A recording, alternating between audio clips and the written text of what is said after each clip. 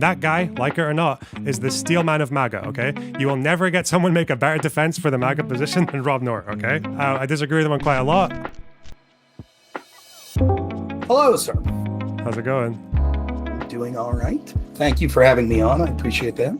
Oh, that's okay. I've long since decided that you're a very high information voter, and probably one of the only MAGA people I've spoken to who I felt like is fairly challenging. So yeah, I want to know what's what.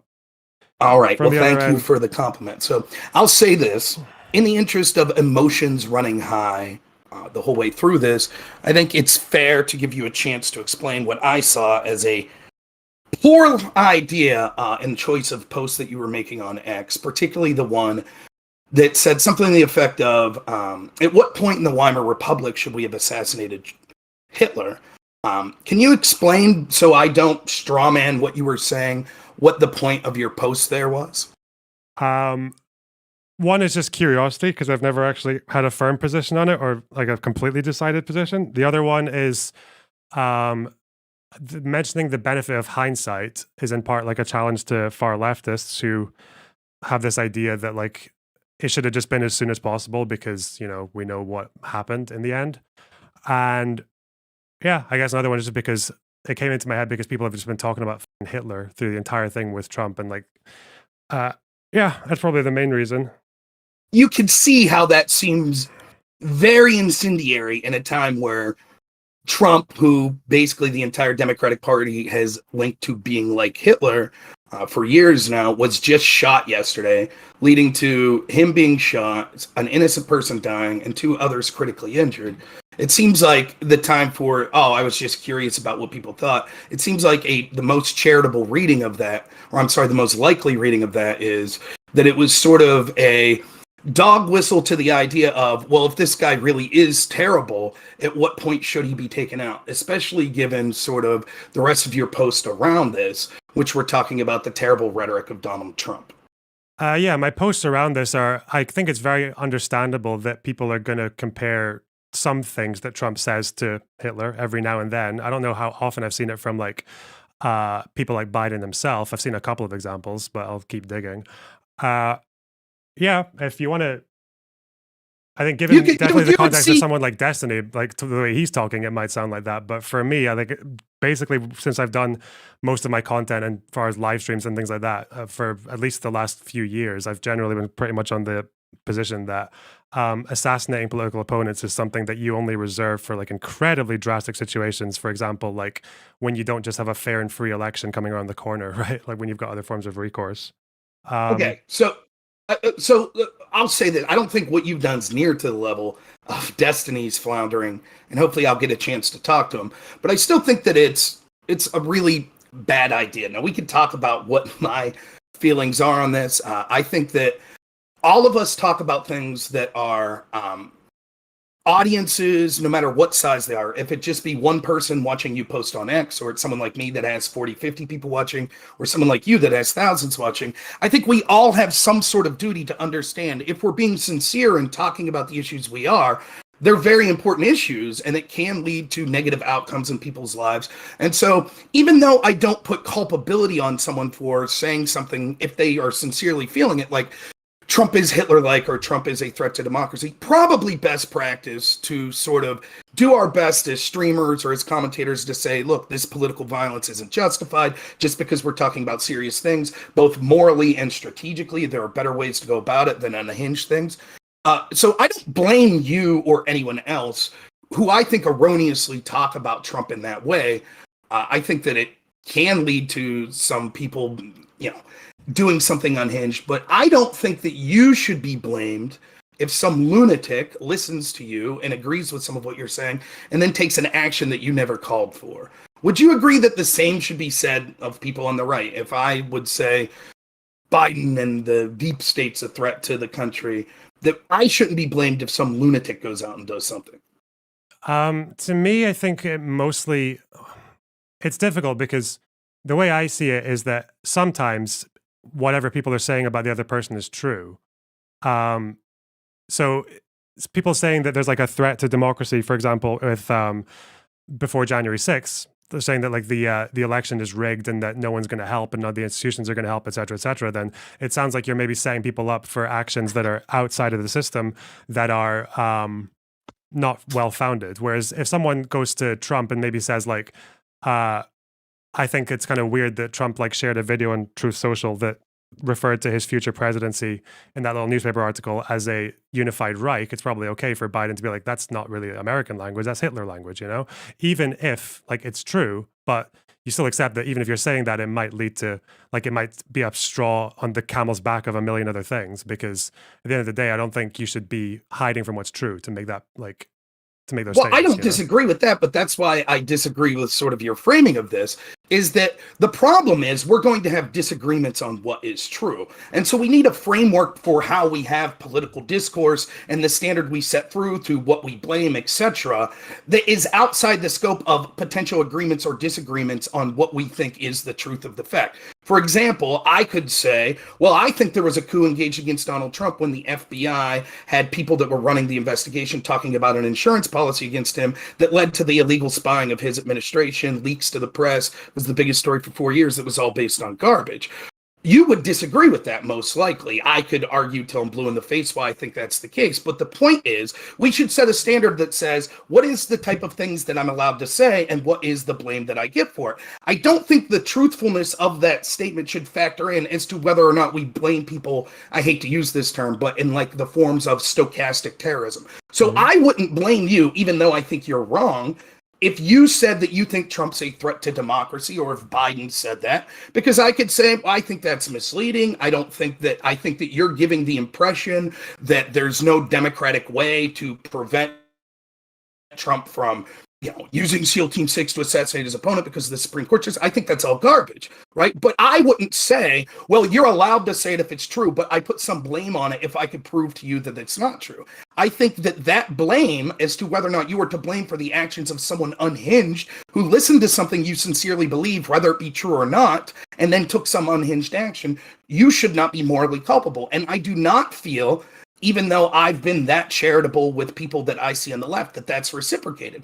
Even your answer seems to be hedging somewhat. It seems like it would have been easy for you to say, of course, right? I wouldn't blame you, Rob, if you said something I thought was stupid, like the election was stolen, but you told people don't engage in acts of violence, and some lunatic went out and did it anyways. I would expect to have that reciprocated, and I'm struggling to see why that's not the case. No, that last thing you said, I don't think that's exactly what I meant.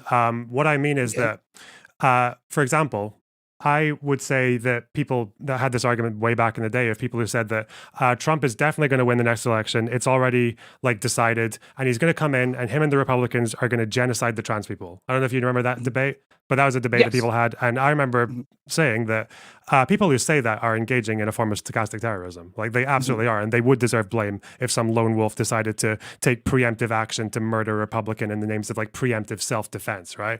I think that is like insane that people would say that because it's factually false. If it were true, if there was any level of truth in that, or if it was based on anything, that they were actually planning some final solution to the trans question, then saying it would be okay, even if you accept that there are like potential risks of saying it because you're commenting on what's true, right? So I don't know if that makes it more clear. I understand that does make a level of clarity more, but I'll still say, even in my world, so someone like Vosh who said this stuff, I reserve my judgment even if he's saying unhinged things. I do think that there is a level of blame we could place on people for irresponsible rhetoric that's different than blaming or directly linking them to stochastic terrorists. What separates Vosh, and I only bring him up because he's the one person I know that sort of said what you're claiming. I'm not trying to signal him out as the only person, though. Vosh himself blames others for stochastic terrorism. So he'll blame Tucker Carlson because he talked about the Great Replacement theory. So when there's a shooting in Buffalo, he says that's Tucker's fault. Well, then by the same logic, if a trans shooter goes out and shoots someone because of trans genocide, how isn't that Vosh's fault? So I still would not, I would reserve judgment. I think there's an awful lot of people with irresponsible rhetoric on all sides that should do their best to tamp that down. Or if they truly believe that, the impetus is on them to explain to an audience that might be impressionable that you shouldn't go out for both moral and strategic reasons and take these unhinged actions. But that to me is a different level of blame than like, you're responsible for this. Because if I take you at your word here, would you agree that Trump isn't Hitler? And yet when we could see, what was it, ProPublica or whatever the other day, I forget what article it was, a magazine that just put Trump's face with the Hitler stash and said that he was like Hitler. Like, you agree he's not Hitler. And so would you then say that this attempt on his life, that they're responsible for stochastic terrorism? I don't like the term stochastic terrorism because I think you need more than that. But as far as like being part of, the way I see it is that people are part of an ecosystem, right? So people have become, who put out rhetoric that's definitely not legally questionable in any way, especially in America, but it is contributing to that environment. That's what I'd say that is. As for saying, like, I'd have to see which article you're talking about, because I think there are times when it's okay to invoke some kind of like similarity or a comparison, not one-to-one with Nazism or fascism when it comes to Trump, but that's again something you have to do carefully, which is why I was with the Weimar tweet that I did. Thankfully, I've been responsible enough in the way I talk about that stuff for quite a while, and that the responses to that are mostly people saying things like either the Reichstag fired decree or the Enabling Act. These are two things that happened long after democracy was no longer an option, right? Which is not the situation America's in right now. So I'll admit to not, just like you probably don't watch me a lot, I haven't watched you a lot. I'll take your word for it, and I'll try to be as charitable as possible. I will say that I think the obvious impression that someone from the outside, given the context of your tweets, would see, and the timing of that, it definitely seemed like in this incendiary environment, that was a tweet that was suggesting like, well, Trump really is like Hitler. At what point should have we taken out Hitler? And this echoes rhetoric that you heard people like Vosh saying with the transgenocide movement, and things that you hear people like Hassan say. So, to me, it was irresponsible for you to tweet that way, but in my opinion, I would reserve judgment if some lunatic saw that tweet and then went out and did something. I wouldn't say that's your fault or anything like that. I think the problem becomes, like, even in sort of the way you're talking about, although there is truth to the fact that we do need to be able to call out what we see as terrible abuses by government officials. And sometimes that might be strong language, saying we think, for example, I think a lot of sort of decisions that we had during the lockdowns and stuff, I thought they were very authoritarian and grotesquely resembling sort of Stalinistic regimes.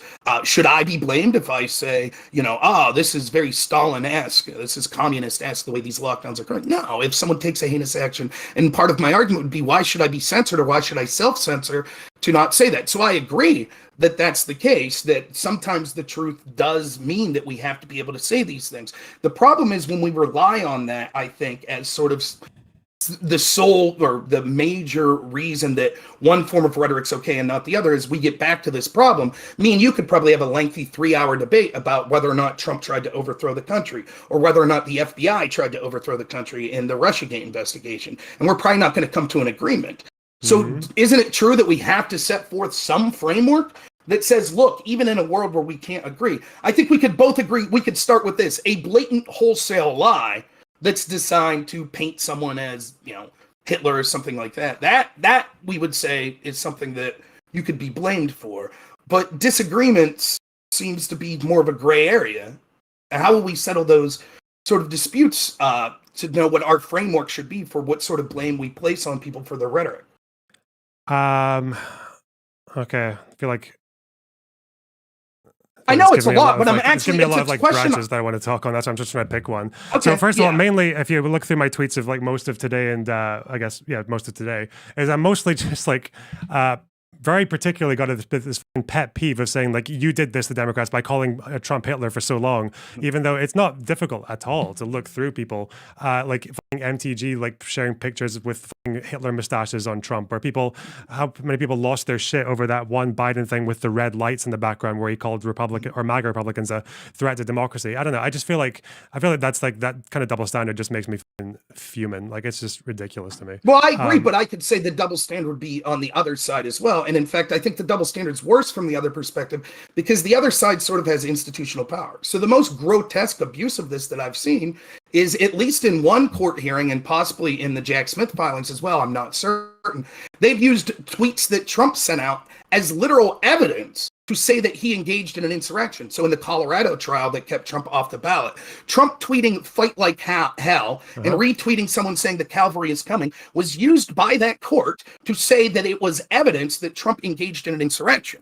And if that's the standard we're going to set forth, then why wouldn't it equally be true that Joe Biden saying a bullseye needs to be put on Trump a week or two before he is shot? Why couldn't that be similarly used as evidence, including in a court of law, that it's clear that his rhetoric was designed to inflame someone to commit that action? That seems to be a worse double standard than randos on Twitter or even politicians. Of course, all politicians are going to be hypocrites in some sense, right? And we could go through it ad nauseum, right? But it seems to me that our institutions have been clear in the past 8 years, if not longer, that when actions of violence are taken from perceived right-wingers, their rhetoric, the right-wing rhetoric, is blamed. When actions taken against right-wingers, like the shooting of Steve Scalise, the attempted assassination of Kavanaugh, and now the shooting of Trump, it's we need to tone down all rhetoric, and it's not fair to blame Democratic rhetoric. Okay, when I think about whether I'm going in two directions now, bullseye or January 6th. For January 6th, I think if I'm go with if I'm both, pulling I'll together, shut up. I'm sorry. yeah, if I'm pulling together a case for January 6th, I don't know what this person in this trial did in terms of like just using one or two tweets, but if I was wanting to present a case for Trump when it comes to January 6th, it wouldn't just be any particular isolated quote, because obviously one isolated quote is him saying "go peacefully," right? So that would fall apart immediately if you did that game. But what I would say is that the broad picture that he sold to the public before that riot was that the election was stolen and no one's going to help. Pence won't help. Most of the Republicans won't help. The system as it stands won't help. The Supreme Courts won't help. The media won't help. At that point, what do? No one's going to help. The election's stolen. Do you just let it happen like a cuck? Or that's kind of how I see it. And even if you follow that entire tapestry with go peacefully, I don't think it matters at that point because you've given everyone everything they need to follow it to its own logical conclusion, no? No, I disagree because I could say the same thing right now of many prominent Democrats. For example, we saw I think he's Senator Goldman, say the other day that Trump needed to be eliminated. Some of these same people have said that the Supreme Court is now in the pocket of Donald Trump and it gives him carte blanche if he would win to assassinate his opponents. That also, I could easily say, is a signal to Democratic voters, we have to stop Trump at all costs. And if you're a Democratic voter and you're seeing that it looks really bad for Biden after his debate performance, and you see the projections that Trump's being projected to win even swing states or states that lean blue that in the past they would have thought impossible, perhaps then couldn't you make the same argument that they felt that there's no chance then? And so given that same sort of standard, then we would look at the tweets of these prominent Democrats and say, given the surrounding rhetoric that they were saying all these other things, their tweets that specifically said, put a bullseye on Trump, that clearly could be investigated and potentially keep Biden off the ballot. I would say that's nonsensical. I would say if me and you are talking person to person and we're just friends drinking a beer at a barbecue right now, and you said, hey, Rob, do you really think when Biden said put a bullseye on Trump that he meant shoot him? I'd say absolutely not. That's absurd. But I would say the same thing when Trump said fight like hell. These are the types of things that are said by politicians over and over and over. I could pull up a dozen Democratic politicians tweeting or saying fight like hell. Never once, even when violent action was taken by their supporters afterwards, was it ever used as evidence in trial that they were encouraging violent actions. And it's ironic you bring up Trump's claim to be peaceful, one of his tweets, because the Colorado court decision actually brought in an expert to say Trump saying be peaceful was actually a dog whistle to tell his people to go be violent. And so there's a clear double standard, not just, I agree with you, that double standard exists with all of us, but in the institutions that matter. And how Republicans, and particularly Trump and people connected to Trump, are treated with one standard when they make rhetoric, and almost the entirety of our media says their rhetoric's violence, it's causing Trump supporters to be violent. And yet when we see rhetoric over and over, when it comes to rhetoric that led to violence or was in line with violence to the left, whether it be Kamala Harris pushing a bail fund after Milwaukee's police precinct was burnt down, or whether it be AOC saying people needed to keep to the streets when we saw riots for BLM, or when it was Brett Kavanaugh's assassination attempt when we saw Chuck Schumer say he reaped the whirlwind. All of the, or Scalise, a Bernie Sanders chair worker shoots up Steve Scalise and Republicans in a ball field. The vast majority of our institutions that control a narrative, like the mainstream media, the New York Times, CNN, Washington Post, they blamed right-wing rhetoric. And now today, if you watch many of those same outlets, many of them are still blaming rhetoric, but they're saying both sides and focusing on the rhetoric of Donald Trump. So for me, I think you are correct in your postings on X to point out a double standard. But to me, when it comes to both the quantity of the double standard and the magnitude of the type of people and actions engaged in that double standard, it is clear that the left's rhetoric has been worse, longer, more cohesive, and more people doing it. And yet they're almost never blamed by these institutions. And I haven't seen you, I understand we're all biased, but it comes across as a little hollow when Trump just got shot, and sort of the first things you're posting are, well, I think that this is ridiculous. People said that Biden was a fascist. And by the way, when should we have assassinated Hitler? Before the Weimar Republic. Yeah, I in terms of the people that I'm actually like responding to, I just don't really again, I said it on this stream just for my viewers that, you should be unequivocally condemned, for trying to assassinate Trump and whatever. And it's obviously a massive shame that a fucking father died in the process and everything. But yeah, when it comes to the people that I'm responding to on Twitter, then I've completely lost faith with them. When I'm asking the question about the Weimar, then if you're from the outside, if you're one of these Republicans or whatever, you might think I'm sneakily saying that now might be the best time to actually take out Trump. But again, I feel like the people I'm engaging with right now on Twitter, just today, the people I've quote tweeted, I don't really give. I feel like they would just see it anyway, so I don't give a fuck about them. So that's okay. That's fair. Yeah. And I am saying I have no interactions with you in the past that would lead me to believe that you're being disingenuous with me now. So I'm taking you at your word. But just one more question on this, and then I have a question about Destiny. Can you see how it wouldn't just be right wingers that maybe you're fighting with, and they're always going to be uncharitable to you, but it could also be left wingers? Many of which you can see, particularly in the tweets I'm seeing from people like Destiny, are basically saying, yeah, Trump deserved it. Can you see how those people could read what you wrote and think? I think my impression of you has always been, even if we would disagree, you're sort of like a more sober-minded, analytic leftist that's kind of doing research and things like that. If they interpret even you as someone who's saying oh boy, maybe it's time. Can you see how that might be a problem? And maybe you should clarify, not just on your channel, but also under that tweet, just to let people know, screw the right wingers that you think are going to treat you with bad faith anyways. But those people, don't you think that you have an obligation just to be safe the day after Trump got shot to be look, clearly I'm not saying this was justified. I condemn all of this. I'm not saying now's the time to take that sort of radical action. I think personally, you might have had a case if I didn't say without the benefit of hindsight. I feel like it's quite clear that I'm trying to push a more nuanced question there, because when you add hindsight in it, it obviously makes it much more clear to people. Would it benefit from a reply saying, would it benefit from a reply just saying oh yeah, by the way, I don't think this means people should assassinate Trump, especially because America's still a democracy? Yeah, sure. Why not? Okay, and I'm not saying you have to do it. I'm just saying, and again, if something terrible happens and it turns out this person was a Lonerbox fan, I would defend you. I would say I'm quite confident based on my interactions with Lonerbox, even if I thought that was a tweet that was incendiary at the time, I don't think he would support this whatsoever. I have no reason to believe that. So and I'm not policing you you have to make this tweet. I'm just saying, if we're talking about responsible rhetoric, my impression, I think, in a very reasonable way to look at that tweet, even when I don't think the saying in hindsight changes anything, because to me, all that's saying is well, at the time, people would have said, don't assassinate this guy Hitler, right? So without the benefit of hindsight, because now with hindsight, we could say maybe that would be a good idea. What was the exact point when you would have said, yep, now is the time? Because there are going to be people that take from that oh yeah, that's where we're at with Trump. Because he has the green light to use SEAL Team 6 to assassinate his opponents. And if he gets into office, he'll never leave. And he's going to become a dictator. And he's going to remove all trans medicine. And he's going to kick out millions of brown people. And so I don't think that, to me, I don't know, maybe I'm not looking at this in the way you are, but I don't see how the phrase in hindsight helps that. But anyways, don't feel obligated. I will put a tweet out that just says look, I talked to Lonerbox. I accept his explanation that this wasn't as bad as it seemed to me, but we should be more careful with our rhetoric. On that note, though, I have to say, it's worth asking, because I know you do have a working relationship with Destiny. What do you think of his rhetoric? And kind of mental right now, isn't it?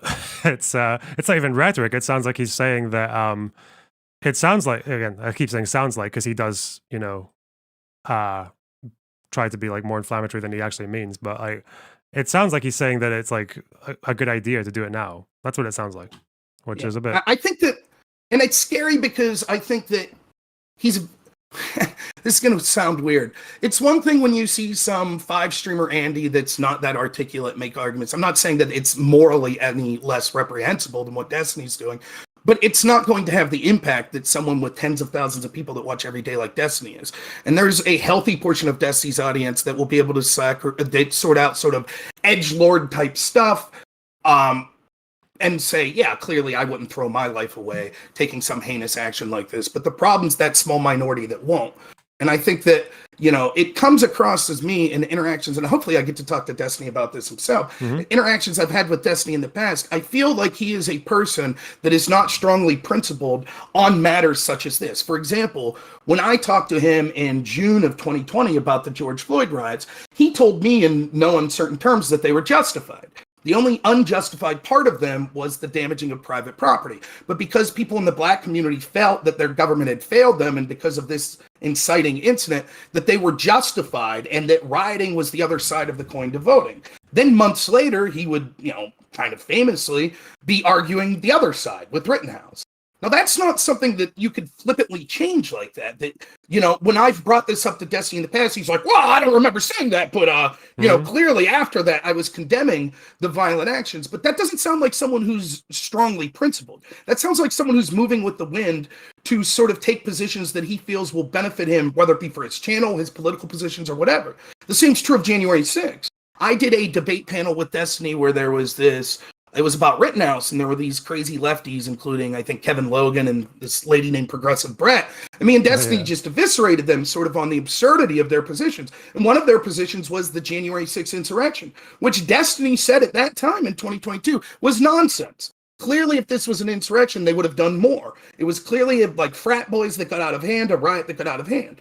Now, nothing's changed based on the video footage that's available or anything like that. But now Destiny finds himself in the unenviable position of not only completely flipping on that and saying January 6th was an insurrection, which is different than the elector scheme. That's different. That's saying that these were violent actions on January 6th designed to overthrow the government.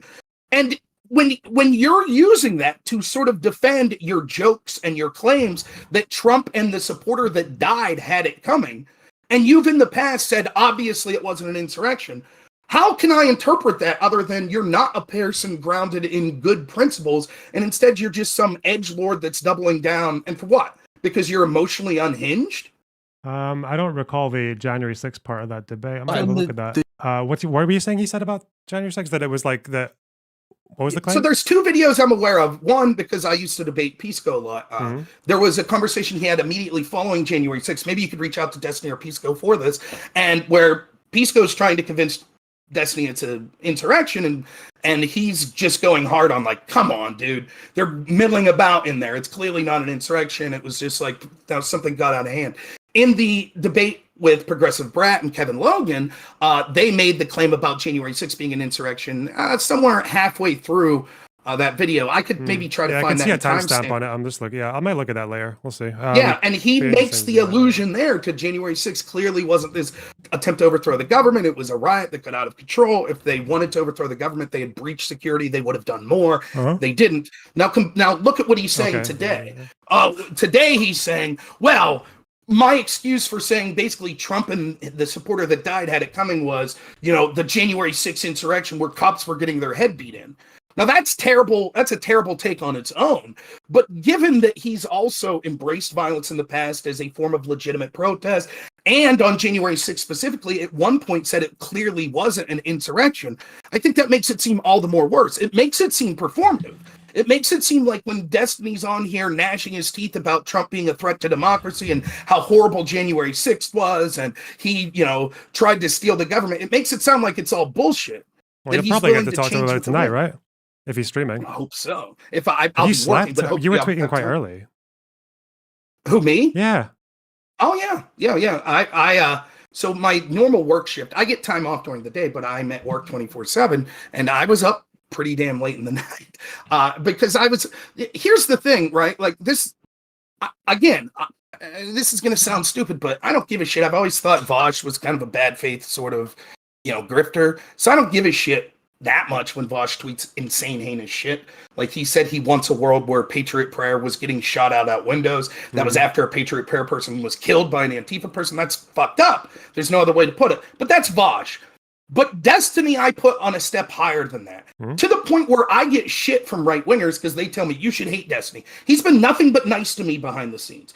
He's been a combatant who I think tests my intelligence. I think he's a good debater, and I love participating with him. And because of him, basically directly because of him, I got to do Tim Pool's show. So I have nothing but kind words to say on that. That's what makes his tweeting so disappointing. Because it seems like someone who's pissed off. If I had to guess, this is what it would be. I think, would you agree with this? Because of the way this went down, this increases Trump's chance of winning. Would you agree with that? What, the assassination? The assassination, yeah. Probably, especially for Americans, because they love those pictures of him looking all hard Correct. as nails. Yeah. And listen, I've been defending some left wingers because there are right wingers out there like, now you have to vote for Trump. That's an emotional argument. If you logically didn't like the policies or the behavior of Donald Trump pre his assassination attempt, nothing logically has changed, right? There's emotional change, but as far as so I don't. Or even Cenk was glazing over those pictures. What was? But he's right to glaze over him. I mean, it's badass. It's going to become one of the most famous pictures, regardless of what you think of Trump. It was an incredibly, I mean, in that moment where you're fearing for your life, to whether it's cynical and he was like, oh shit, this will help me politically, or it was just his natural reaction, it's sort of extraordinary. And the fact that, you know, it would be like if we had video footage of when Teddy Roosevelt was shot and he finished his speech. We didn't have video back then, to my knowledge. So the fact that there were so many cameras there, there's pictures of the bullet that you can see, all of it just adds up for, it's sort of a nightmare, almost in an unfair way for like a normal Democrat that's like, well, this doesn't change who would be a better president. It doesn't, right? But this certainly advantages Trump. And I think that that's what Destiny's feeling. Just I think securing he's the Fight Club fan vote, yeah. Right. And I think, and you know, there's a lot of moderates that are going to say, listen, the big attack against Trump is he's a threat to democracy, and now they're trying to take him out. That's doubly bad for Democrats because even if it's fair or not, it's going to be interpreted to sort of people that are just looking at the optics of it, that this is completely antithetical to what they've said, that it's actually violent people that want Trump out that are hurting democracy. So I think Destiny is reeling from that. I think that he probably legitimately dislikes Trump and sees this as advantaging Trump, and so he's lashing out. And I think, you know, I don't say this flippantly, and I don't know your relationship with Destiny, really. I'm not friends with him. I'm just someone who debates with him once in a while. But maybe you should reach out to him because I think he's doing some incredible damage to himself. And I think he's going to regret some of this shit. And I understand. I'm not trying to say that there's not a time and place for joking. I don't even give a shit that he is joking. But sort of the way that he's going about it and sort of the doubling down where he's basically saying, no, I'm not joking. Trump and all of his supporters, I have no sympathy. This is what they deserve. I think that it's especially... I've applauded his success in getting on mainstream places. One, because I think he deserves it, but second, because I'm selfish. And if someone like Destiny could get on, well, then maybe I have a chance to get on at some point. And I think he's burying that. I think he's real. I think the short-term boost he'll get in his edgelord shit, I think he'll regret it. And so maybe he's got some things going on in his life, but I think it's a damn mistake. And I'm really embarrassed for him. And I feel terrible that someone that I respect as a debater and as a intellectual mind on the other side's making such an ass of himself right now. I think it's disgusting. And, I don't know. I'll have a chance to talk to him, but I'm not going to have any... we're going to yell at each other. Yeah, I mean, you might have a chance to talk. It sounds like you just ask him what he actually thinks, because it's not like it's the first time he's ever tweeted shit like this, that where he's actually saying things that are clearly like full of hyperbole, right? Like not too long ago, he was talking about how like if October 7th happened in the West Bank, he wouldn't care. But obviously, like that doesn't mean he's saying that settlers in the West Bank should have gotten raped and murdered and families killed and all that shit in their own houses. I think what he's actually saying is that like people in the West Bank, because of the conditions there, have more of a just cause to use political violence as a means than people in Gaza because of the differences in the occupation. I think that's what he actually means, and people know that, right? So you can just find out, like you'll just I disagree that people know that. Now I will say I will be as charitable with him as I have with you, though I do think that I'll probably be a little harsher. But just like with you, I will attempt to reserve some amount of judgment until I talk to him. But the problem I have then is, like, I talk to you, you're unequivocal immediately, right? Of course, while I was on stream, I said that these sorts of violence is unhinged, it should be condemned. That's what you said immediately. There was no equivocation.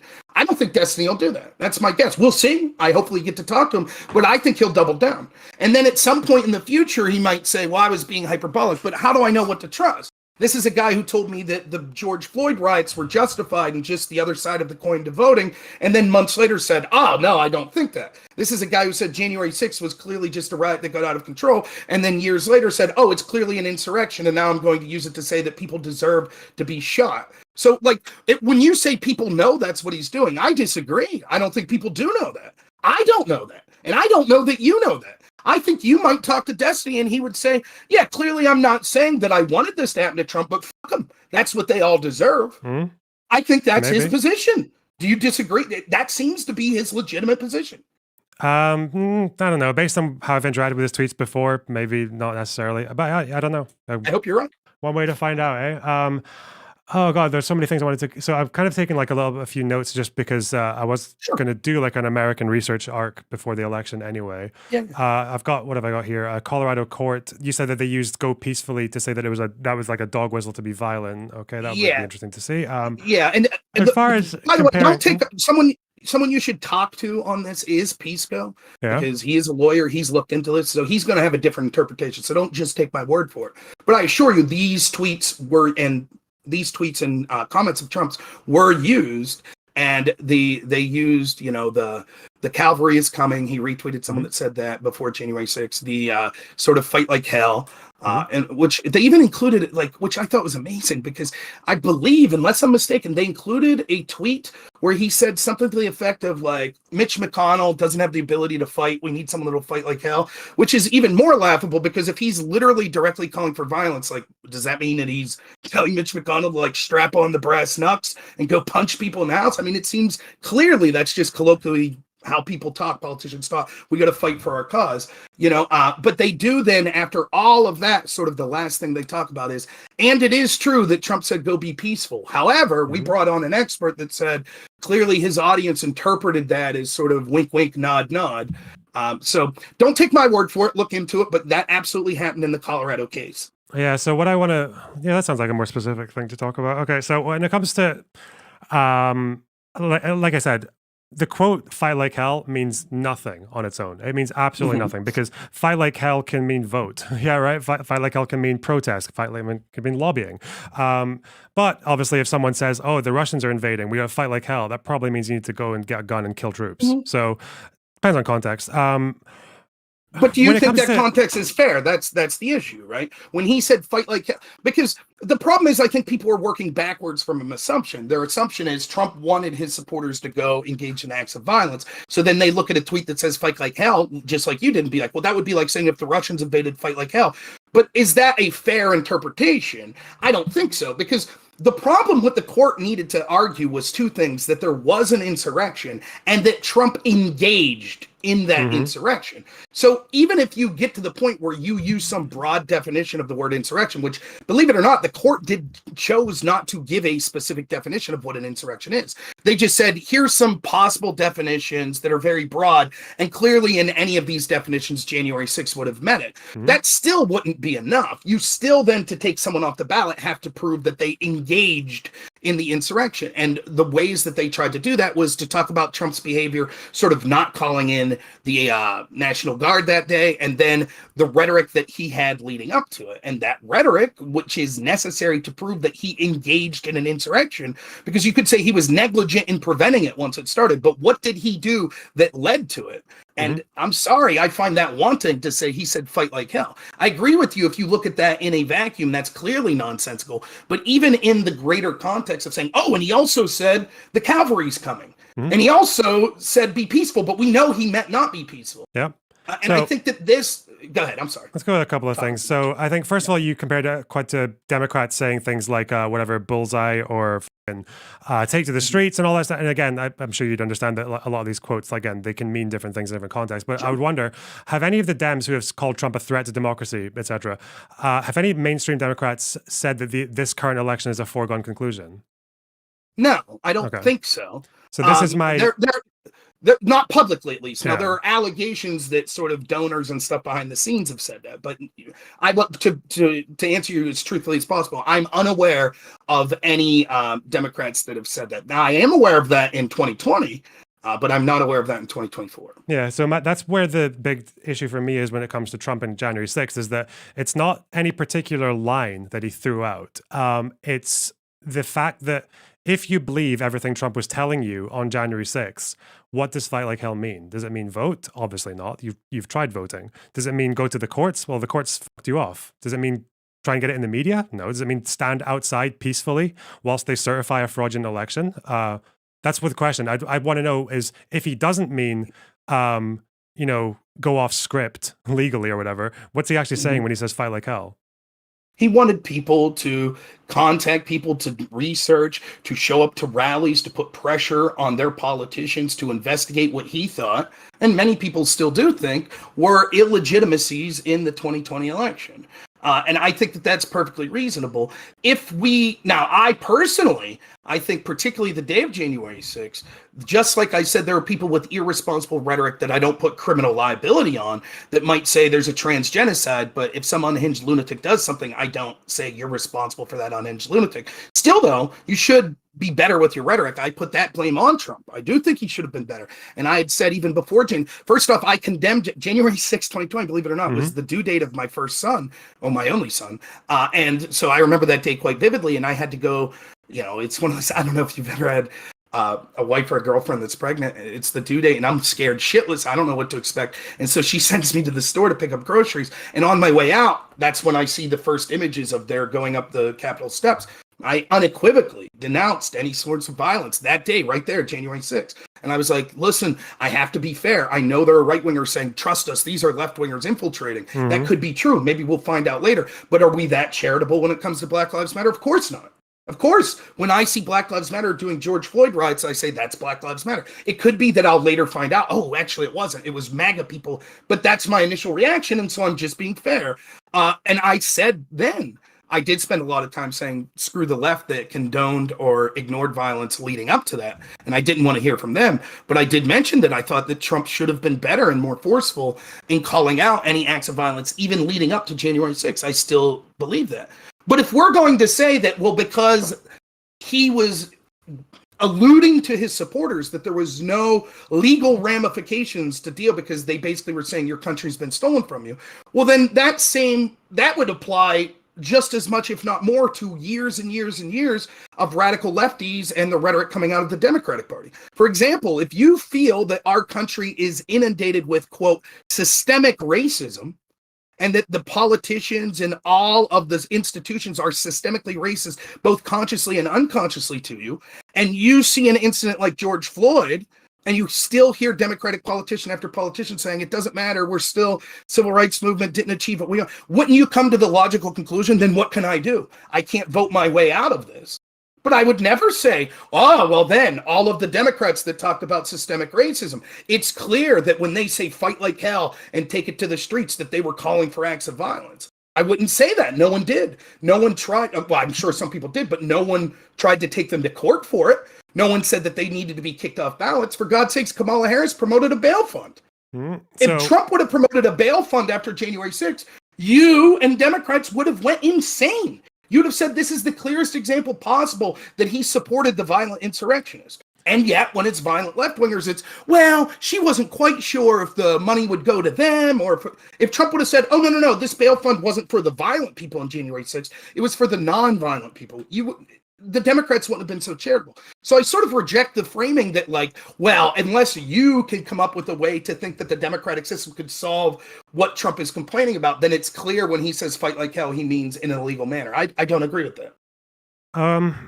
Okay. I think if it were anything else to do with like the things that you were mentioning, I feel like there should have been, like you said, more effort to make that a bit clearer. When it comes to Democrats and those politicians, I think I'll look into the example of the bail fund. I can do that for another time. When it comes to the Democrats and systemic racism, there's maybe a bit of mixing up there, because I think there are elements of the left that do think America is like so racist and like incorrigible to the core that democracy doesn't matter, and those are people who advocate for violence. They wouldn't assassinate fucking Biden for like Gaza and shit like that. But then, as far as other Democratic politicians who are talking about take to the streets, it's probably because, again, like take to the streets in America during George Floyd, like 90+% of the time that meant just doing a peaceful protest and going home. So I agree, but I could say the same about Trump, right? Like, name me the violent right-wing riots, political riots during the Trump administration. Can you name them? As far as riots, not really, but I'm talking about like in particularly January 6th. Like that was one protest that was violent. That's right? one, right? Yeah. And what was the other one? There was only one other that people know, Charlottesville, right? That's it. Yeah, I could name I could take one city and give you hundreds. Seattle, Portland, left-wing riot after left-wing riot after left-wing riot. When Trump was inaugurated in 2016, we had cities all across this country engaged in left-wing riot. In 2020, on election night, there were businesses boarding up their businesses all over the country. Not because they were worried Biden would win. They weren't worried that Trump supporters were going to break into their business and loot them and set them on fire, but because they had seen the left do it over and over. May 31st, 2020, violent left-wingers used lethal weapons, unlike January 6th, in the form of Molotov cocktails, injured 47 law enforcement officers, burnt down a guard station in an attempt to get into the White House. Yeah, but you've Trump had to spoken be moved to a bunker. You've spoken to Antifa people who openly support these riots. These people fucking despise Biden and Kamala Harris. These are the same people who call Kamala Harris a deporting fucking cop who wants to get people kicked out of school and sent back to South or Central America. Or these are people who think that Biden is racism incarnate because of the 94 crime bill. That's why I think there's a bit of overlapping here, that when Democrat politicians talk about peacefully protesting or even just like taking to the streets and things like that, I don't think they're necessarily the same people as the ones who support the riots, because the ones who actually support the riots are the ones who are like, they fucking hate Democrats. They don't think they're doing it for Kamala or for AOC, right? The January 6th people thought they were doing it for Trump. Okay, so first off, I don't agree with that characterization that everyone that was rioting during the George Floyd riots were completely against Kamala Harris and Joe Biden. I don't believe that. I think, in fact, the majority of those people that were engaged in those riots that voted probably voted for the Biden-Kamala Harris ticket. Now, I don't have any way of proving that, obviously, because there wasn't a large FBI investigation into all of those people. Instead, most of them were left off the hook, even ones that engaged in acts of violence. So we don't have a comparison to be able to look at that data, but that's what I strongly suspect. But second, even if I grant you that, it still doesn't make what they're saying any less dangerous, right? Like, to say, well, I blame Trump for saying this because it was Trump supporters, but Democrats see the riots happening daily, and someone like Kamala Harris promotes a bail fund, and then she goes on Stephen Colbert's show and says they need to keep it up, they need to keep it on the streets, and to say, well, I think she just meant the peaceful protest. How couldn't you give that same benefit of the doubt to Trump? Right? Given that the only act of political rioting that we'd seen was Charlottesville, who, similarly, you could say the Unite the Right people, although at the time many of them liked Trump, they would quickly come to despise Trump for doing things like protecting Israel and moving the embassy to Jerusalem. Mm-hmm. So like a lot of those Groyper-type people ended up waffling on Trump anyways. And yet, Trump was exclusively, in fact, Biden ran on the lie that Trump said Nazis were good people, which he never said. That was connected to Trump over and over and over and over again. No one said, oh, clearly he's not talking about the people that are insane, unhinged, racist, even though he specifically said it 3 times. It didn't matter. That was the lie that was spread by Joe Biden himself and by our national media.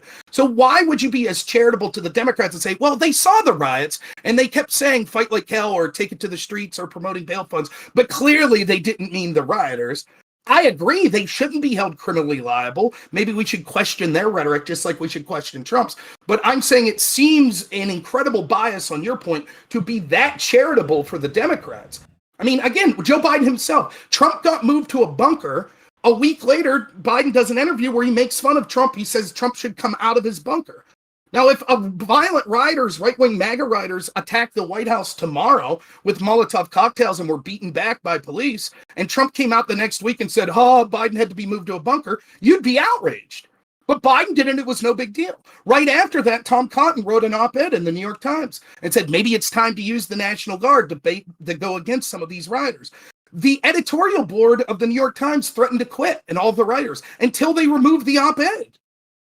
It wasn't them saying, oh my God, there was an attempt on the White House. Violent lefties use lethal weapons to try to take over the White House. And by the way, the only way it didn't succeed is because one of the worst kept secrets in this country is the left's going to riot. We knew they were going to riot. We knew when they were in DC they were going to riot, so they had a plan for it, unlike January 6th. So I'm sorry. I just think that we all have a bias, but I think your bias is making you either too charitable to the Democrats or too uncharitable to Trump on this specific point. I don't think so. It's because it's more because I just don't think I ever see. I saw like an overarching. That's why I talk about not particular sentences. Like again, because all I've heard from you're talking about Kamala or other Democrats is them saying, take to the streets, even though there are riots happening. But again, they're also saying take to the streets when there are 90+% of protests are happening are peaceful. And they're also saying it as politicians. I don't think they were ever selling some kind of like the problem I had with Trump that I don't see in the Democrats was this overarching narrative that no mainstream or no institution or no by the books method will work. Nothing within the law will work. That's what it seemed to be with Trump. The difference is that when I heard Kamala saying, take to the streets or the protest should continue or whatever else they were saying, even if it was said in inflammatory ways, it didn't sound like they were furthering the idea of people who opposed them, in large part, the far leftists, who said that America is like incorrigible, that there's no way any democratic system or any kind of like legal channels will solve this problem. That's where I see the difference. Because with Trump, it felt like, listening to him, it felt like no legal channel will help. I'll just say, because we're at an impasse on this, which is fine, I'll just say the best way I could put to kind of try to see my perspective why I think your judgment's being clouded by bias is, can you see how people on my side of the ledger would say the exact opposite? That when you have a Democratic Party that part of their platform for years has been that there is institutional racism in almost every level of every institution, including in cities that have been ran by Democrats for hundreds of years, that the implicit message there is that voting doesn't work, that the racist system itself cannot be solved within the system. And so people then saying, take it to the streets, fight like hell, no justice, no peace. What they're saying is you need to operate outside of that system to effectuate change. Can you see how someone like me could think that? I don't know, not really, because it feels like when it comes to Democrats and the people who do the rioting, I see way too much difference. You're saying that you're maybe not sure about how many rioters are, not so much friends of Kamala Harris or Biden, because like I posed to you, I think those rioters and the extreme like Antifa people who think there's no actual like legal recourse are the ones who hate mainstream Democrats. As far as saying we don't know whether we can prove that, well, I don't know. I feel like if there was evidence that there were rioters and Antifa people saying that they were here for, like, we're here for Kamala or we're here to take to the streets, even for AOC of all people, or even Biden, definitely not Biden. But it wasn't easy. It wasn't that difficult at all to find people who said that they were in January 6th and doing that for Trump. Again, like, I think that we'll leave it to the people watching to have their best judgment. But I think that ultimately this is what you see. And it's one of the things I see many times with people that talk about how dangerous Trump is. They'll go so far as to saying Trump's literal words don't mean what he's saying because they can speak to what his intent was. But then when we see other things alleged, like, for example, if Trump suggests, I don't think he did have a clear quid pro quo, but if he suggests a quid pro quo to Zelensky to look into Biden, everyone says, we know that was just because Biden was his political opponent. I say, really? Maybe he was looking in because he thought that Biden misused 1 billion tax dollars to force the firing of a prosecutor that was looking into his family. That would be, we've found out from the Obama administration, there's no problem with an administration looking into their opponents as long as there's justification to look in. That's what Obama said. But everyone says, no, we know what Trump's intent was. We know Trump. We know how he is. And then I say, okay, well, what about Joe Biden's quid pro quo? Also to Ukraine, to force the firing of a prosecutor, if not for $1 billion. Couldn't it be that was to help his son? Well, we have no way of knowing what his intent was. We just don't know. We don't know what Hillary's intent was when she had a private server. So it's always people that are claiming when it comes to Democrats that did things that are arguably illegal or immoral, we just can't know what they were thinking. We can't know what Jabal Bowman was thinking when he pulled the fire alarm. But with Trump, it's always, oh yeah, we know he was telling people, even though he said be peaceful, we know he was telling people to be violent because of XYZ. And I just don't buy it. I think that it's part of sort of the bias that you have, that you don't like Trump, and you probably have very good reasons to not like Trump. I won't disagree with that. But I think that I'm trying to handle it in an even-handed way. I've always tried to look at people and say, look, unless you could prove it, they shouldn't be criminally prosecuted. I'm not going to I might say I think this is what this person's intent is, but this is vastly different than what we see almost every institution and the Democratic Party itself doing, and yourself doing here, where it's, well, I just know when the Democrats were saying this, that they weren't meaning go be violent, even though they could see the violence every day. I know that's not what they were talking about. And because most of it was peaceful, but the same's true for Republicans. Most of their rallies were peaceful. How many rallies post the November election were there for Trump and Republicans. Many. There was one in my little town. No violence at any of them that I'm aware of. Mm-hmm. So how can we say that in the middle of those rallies, Trump's saying, come on, we need to keep fighting like hell. Mitch McConnell's not a fighter. We need to fight. He's saying we need people to fight to get these court cases. We need people in Congress to say there were things that were wrong here. There were things that were illegal here.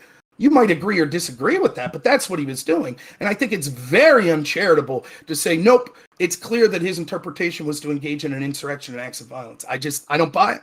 And I think that anyone who's trying to be even-handed could see it seems to show an example of bias that's clouding judgment to say, well, when Democrats say, I know that they didn't intend, even though there was violence for the violence to occur, but when Trump says it, I know he did.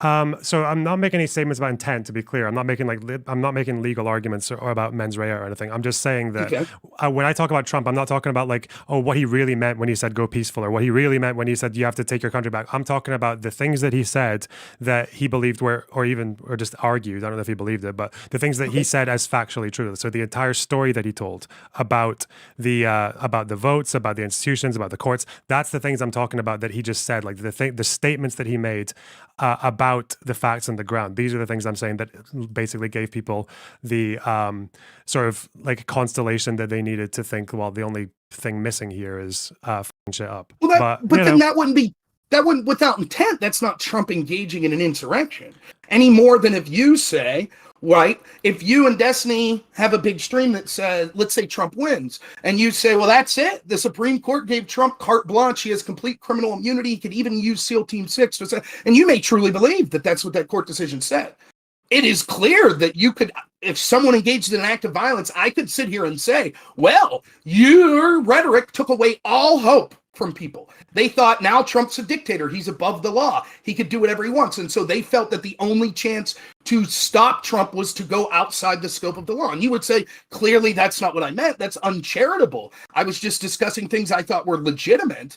And I shouldn't have to self-censor because some unhinged lunatic does something. Why would it be different for Trump?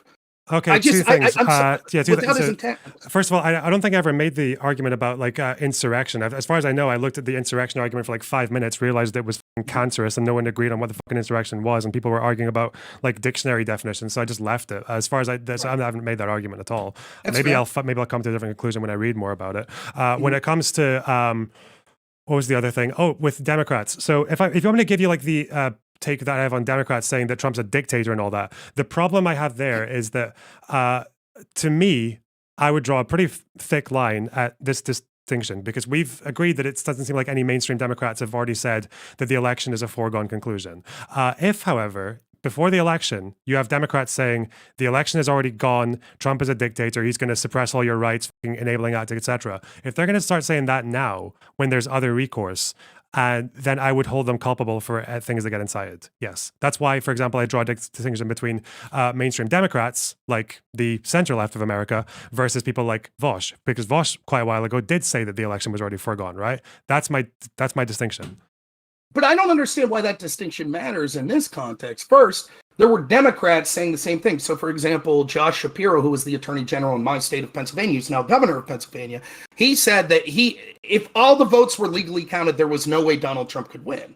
Now, Pennsylvania was a close state and a swing state, and it's entirely possible with a few tens of thousands of votes that went the other way, Trump wins Pennsylvania. Now, that seemed to be the foregone conclusion of Josh Shapiro that, oh, no, then it had to be illegitimate if Trump won. So that's number one. Number two, let's say I forget that and I just accept your framing of this. Okay, so Trump was saying that they were going to cheat, but he never said, I have no chance of winning before the election.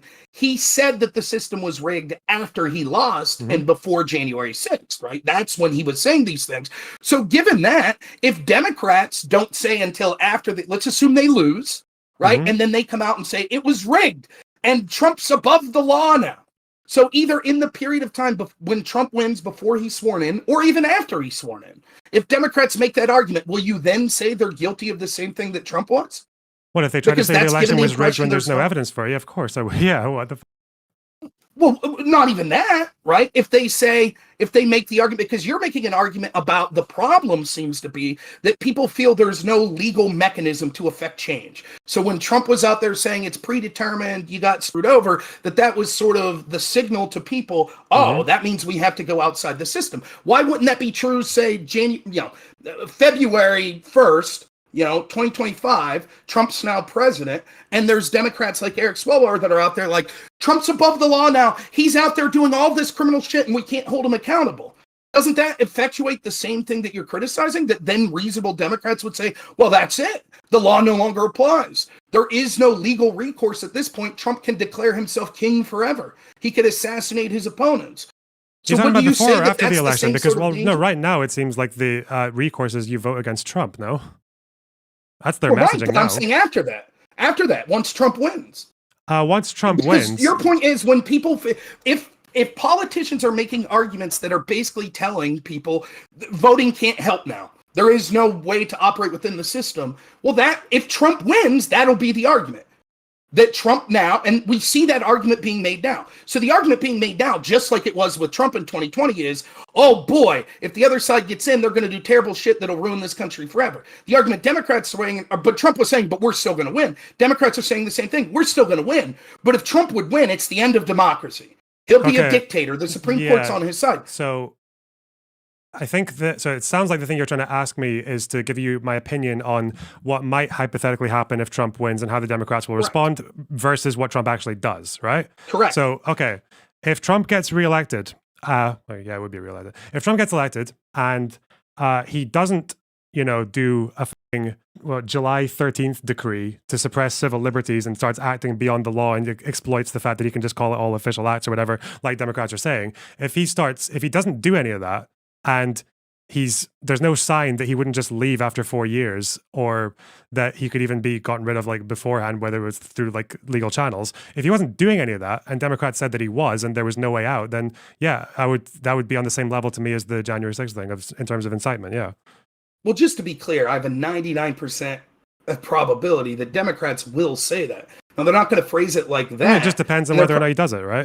Yeah. Well, no, because what they'll say is whatever he does, whatever executive order, for example, if he says executive order, it's not going to be remain in Mexico again, the Democrats will say, that is illegal. You can't do that. You're treating these people like garbage. There is no such thing as an illegal human being. And Trump's he's making unconstitutional orders outside of his power. And you'll probably say, I agree.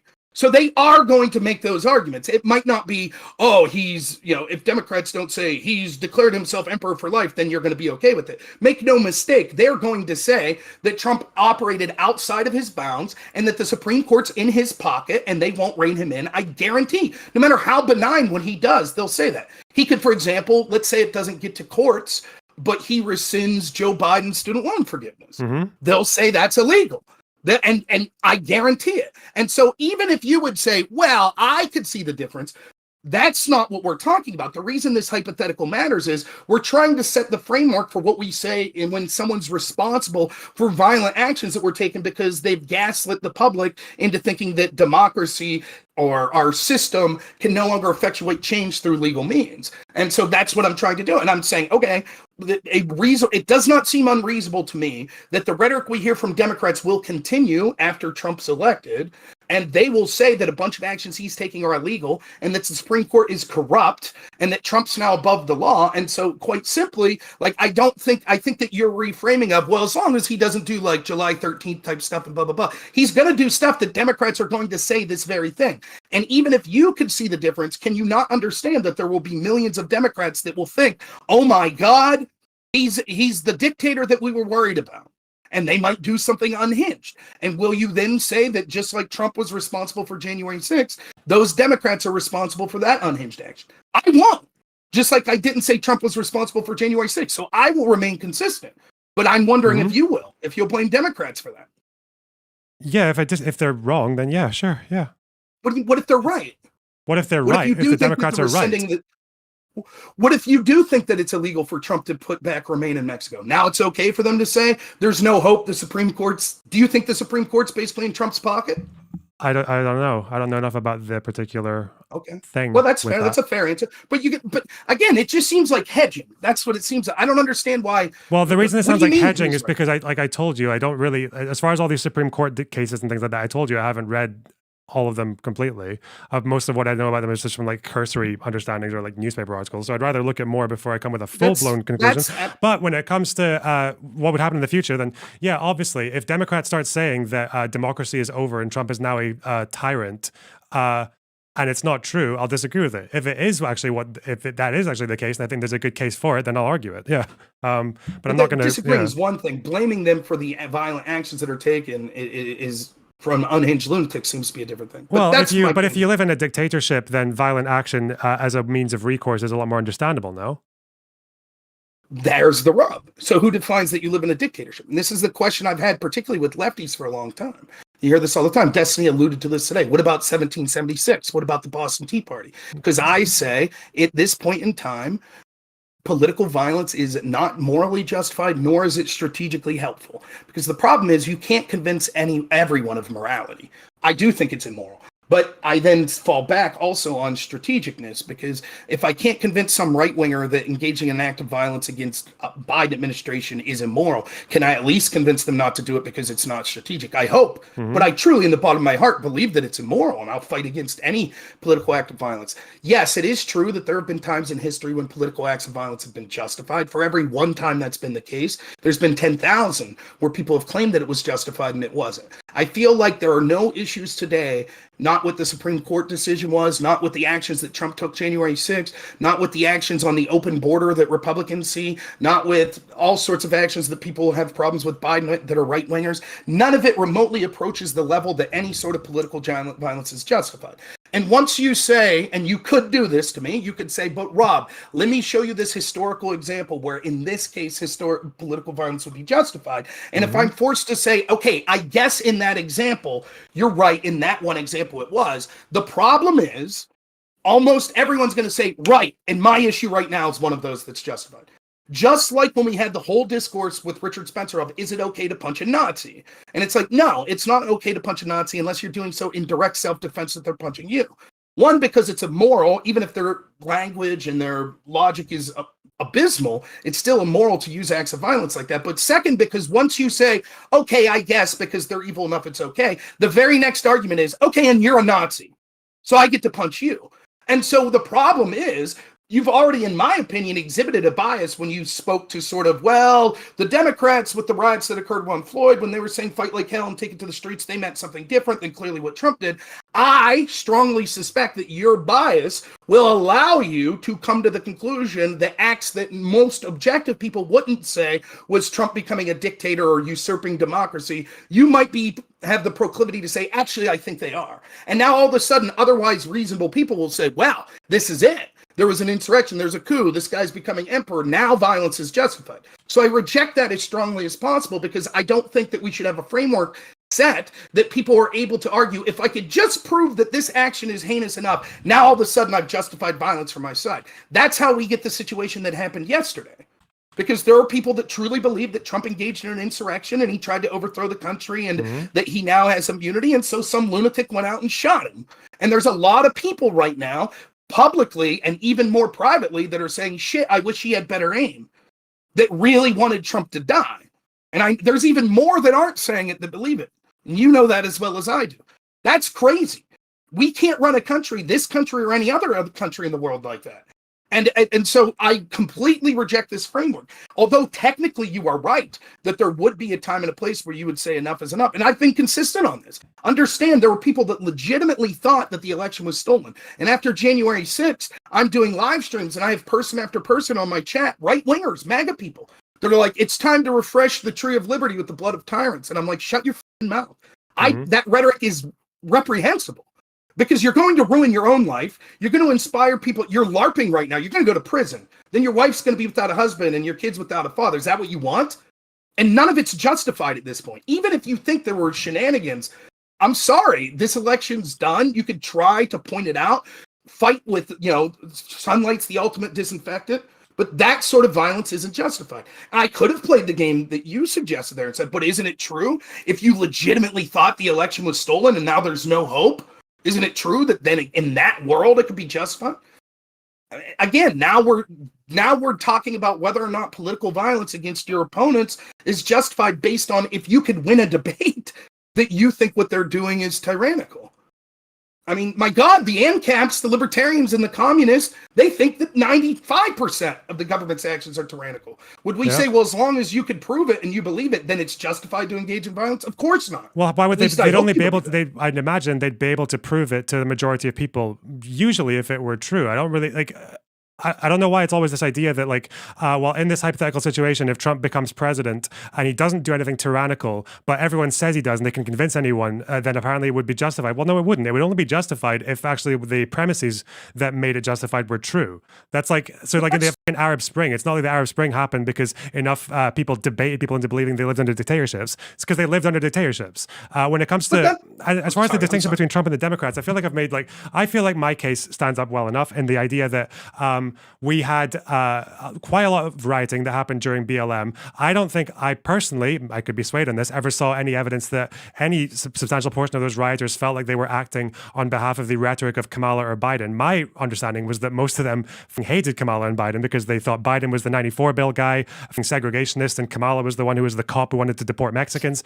So that's what the impression I had of the rioters versus the people who actually supported the protest but didn't support the riots. When it comes to Trump, I know that quite a large number of people who were at the January 6th thought they were there for Trump. That's why when Trump finally put out the message to say, fuck off, go home, you're very special, they said, hey, Trump's telling us to go home, let's go home. And then they went home. So I feel like that difference is more or less well enough communicated.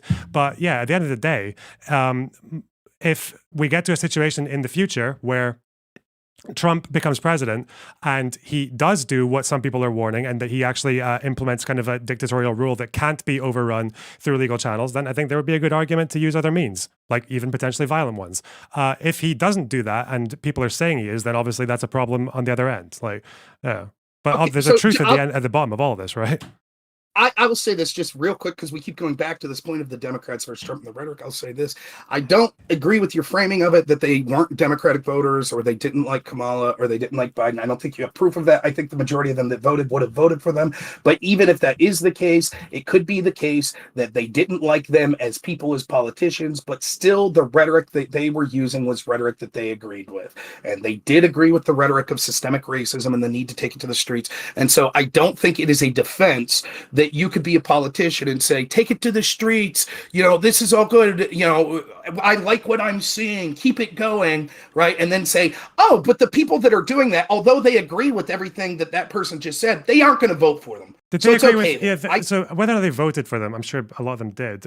Did they, but that's obviously different from whether you take like marching orders from them or if you're inspired by them in the way that people in January 6th were clearly inspired by Trump. Like they like Trump quite a lot, actually. They're big Trump supporters. I don't see the difference. I don't see the difference in why that matters materially if we should judge people for inciting acts of violence. Like, let me give you an example. Right-wingers were very hesitant to take the vaccine, right? Mm-hmm. When it came to the pandemic, right? One of the things I argued with Destiny about this, and he thought it was nonsensical. I said, when it comes to the vaccine, who's been more consistent, Trump or Biden? It's clearly Trump. Trump's almost never denigrated the vaccine. And yet, Biden and Kamala Harris both made comments that they would be distrusting because they thought Trump was putting his thumb on the scale and rushing the vaccine before the election. Mm-hmm. And that Biden even said at one point, would you want to be the first one to take it? And Destiny, and then of course they rapidly changed as soon as the election was over and said, never mind, it's good and you should be forced to take it. But when I bring this up to Destiny, he says, who gives a shit? It was Trump supporters that were the ones that were unwilling to take it, which isn't entirely true because Black Americans who predominantly vote Democrat were the racial group that was least likely to take the vaccine. But nonetheless, he says Trump supporters wouldn't have been listening to Kamala Harris and Joe Biden. That couldn't be further from the truth. In fact, when you talk to most Trump supporters that talk about their distrust of the vaccine, one of the first things they'll tell you is even the Democrats didn't trust it until it was politically expedient. And so the idea that if Kamala Harris, who was a former prosecutor who locked Black people up for truancy, is out there saying law enforcement's systemically racist, we need to take it to the street, here's a bail fund, you may hate her for what she did. You may never even want to vote for her. But you would say even she admits that the system has no hope. And I just don't see, I don't see, it seems like parsing out, if we're going to judge people for their rhetoric inciting violence, I don't see how you could say, well, unless the crowd specifically said, oh, I'm here because of Kamala, I'm here because of Joe Biden, then we don't, I just think it's nonsensical. I think the other point that you made, though, which is actually more interesting, is you said something to the effect, maybe you could clarify this. You said, look, it would require convincing the majority of people that Trump did engage in this authoritarian behavior before the violence would be justified, correct? So if Trump wins... Well, it doesn't require convincing. It probably requires it to be true. I mean, the majority of people can believe something is wrong, right? Yeah. Okay, well, do you think that Trump incited an insurrection to overturn the 2020 election? An insurrection, I don't know if I'd use that word because people, I don't know what the legal definition of insurrection is, but I think he incited the January 6th riots, yeah. He incited it and to basically steal the election. Steal the election, I think, was to do with the fake electors that he sent, because I think part of his speech before he said fight like hell, whatever, he said something about the rightful electors should be certified or some shit like that. Okay, yeah. So then if I could steal me in your position, it's this. You think Trump's rhetoric's responsible for January 6th happening. You're not directly calling that an insurrection, but whatever we call it, he incited it. But it wasn't intentional. However, the alternate electors schemes is a separate thing that was his attempt to steal, and that certainly was intentional. That's your position? Seems that way based on what I know, yeah. Okay. Some people, most people, I don't know about most, many of the people I debate say that he intentionally incited January 6th as sort of part of his operation to steal the election with his alternate elector schemes. But fair enough. That's not what I have saying. no idea. Maybe yeah, not. Okay. Nonetheless, I would say this. Let's just take the alternate elector scheme, right? Like there are people that could say, Trump tried to steal democracy, but the majority of people don't believe that. And I could prove it. Don't believe what? The version that I said? Yeah, they don't. Oh, right.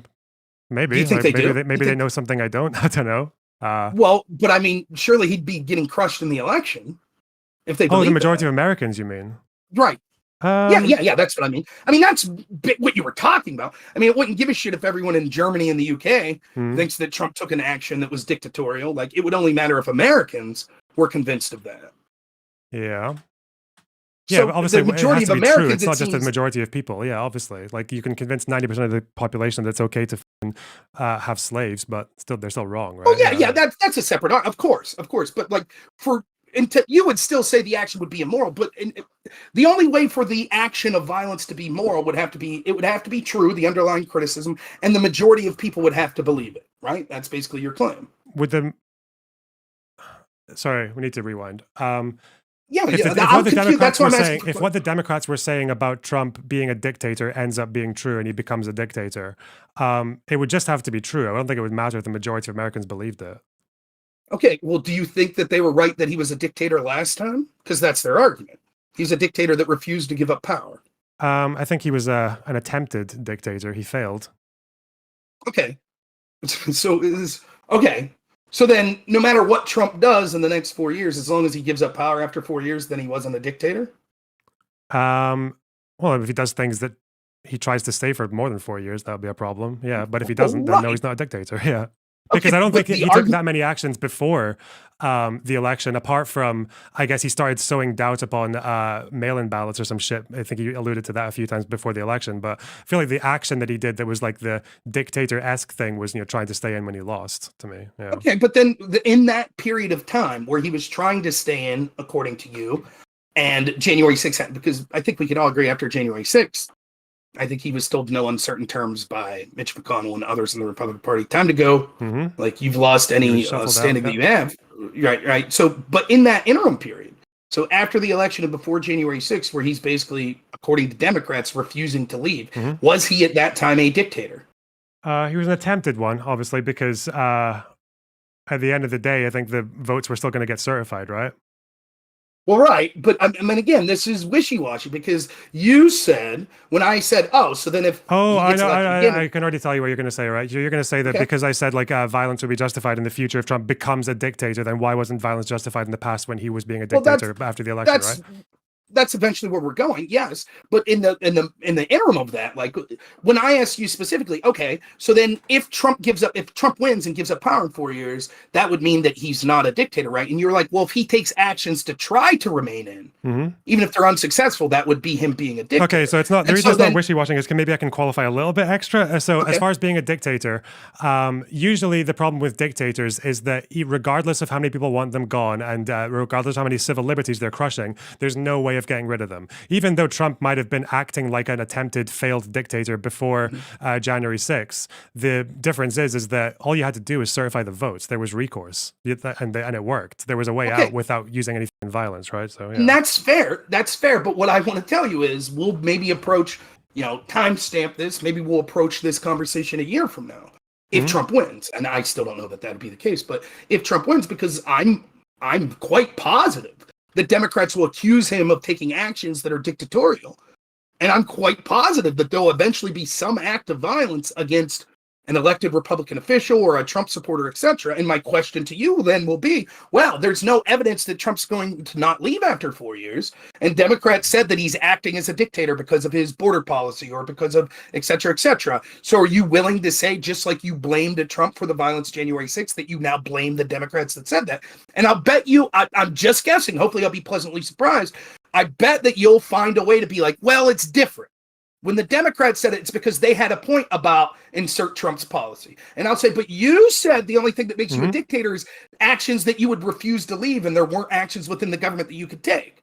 So I'm just trying to get clarity now. Yeah, you can get the clarity. Yeah, so I imagine if we ever reach this hypothetical situation, it'll be because we'll have a disagreement over the facts. And maybe I'll be so partisan and deluded that all my facts are dog shit and I'm actually just standing on a house of cards like I guess like the idea that the election was stolen in 2020. And then, then I'll look like a moron and then I'll just die fighting on the wrong side. I understand that. And I understand that. But what I just want to be clear. You're saying that the case you will have to prove isn't something like the border policy is unlawful. No. You will have to prove that Trump took actions in order to be a dictator to remain in power, and there weren't actions within the system that was recourse. Yeah, or that's one example. Yeah, another example might be like, for example, let's say he comes in and day one he's saying the attempt of my life has left me scarred and deformed like the emperor, and he's like, as a means of protection to keep the public and myself safe, I'm going to institute the July 13th decree, and it's basically going to mean that in any case of emergency that I declare, I have the right to curtail civil liberties and suppress free speech and all that shit, or like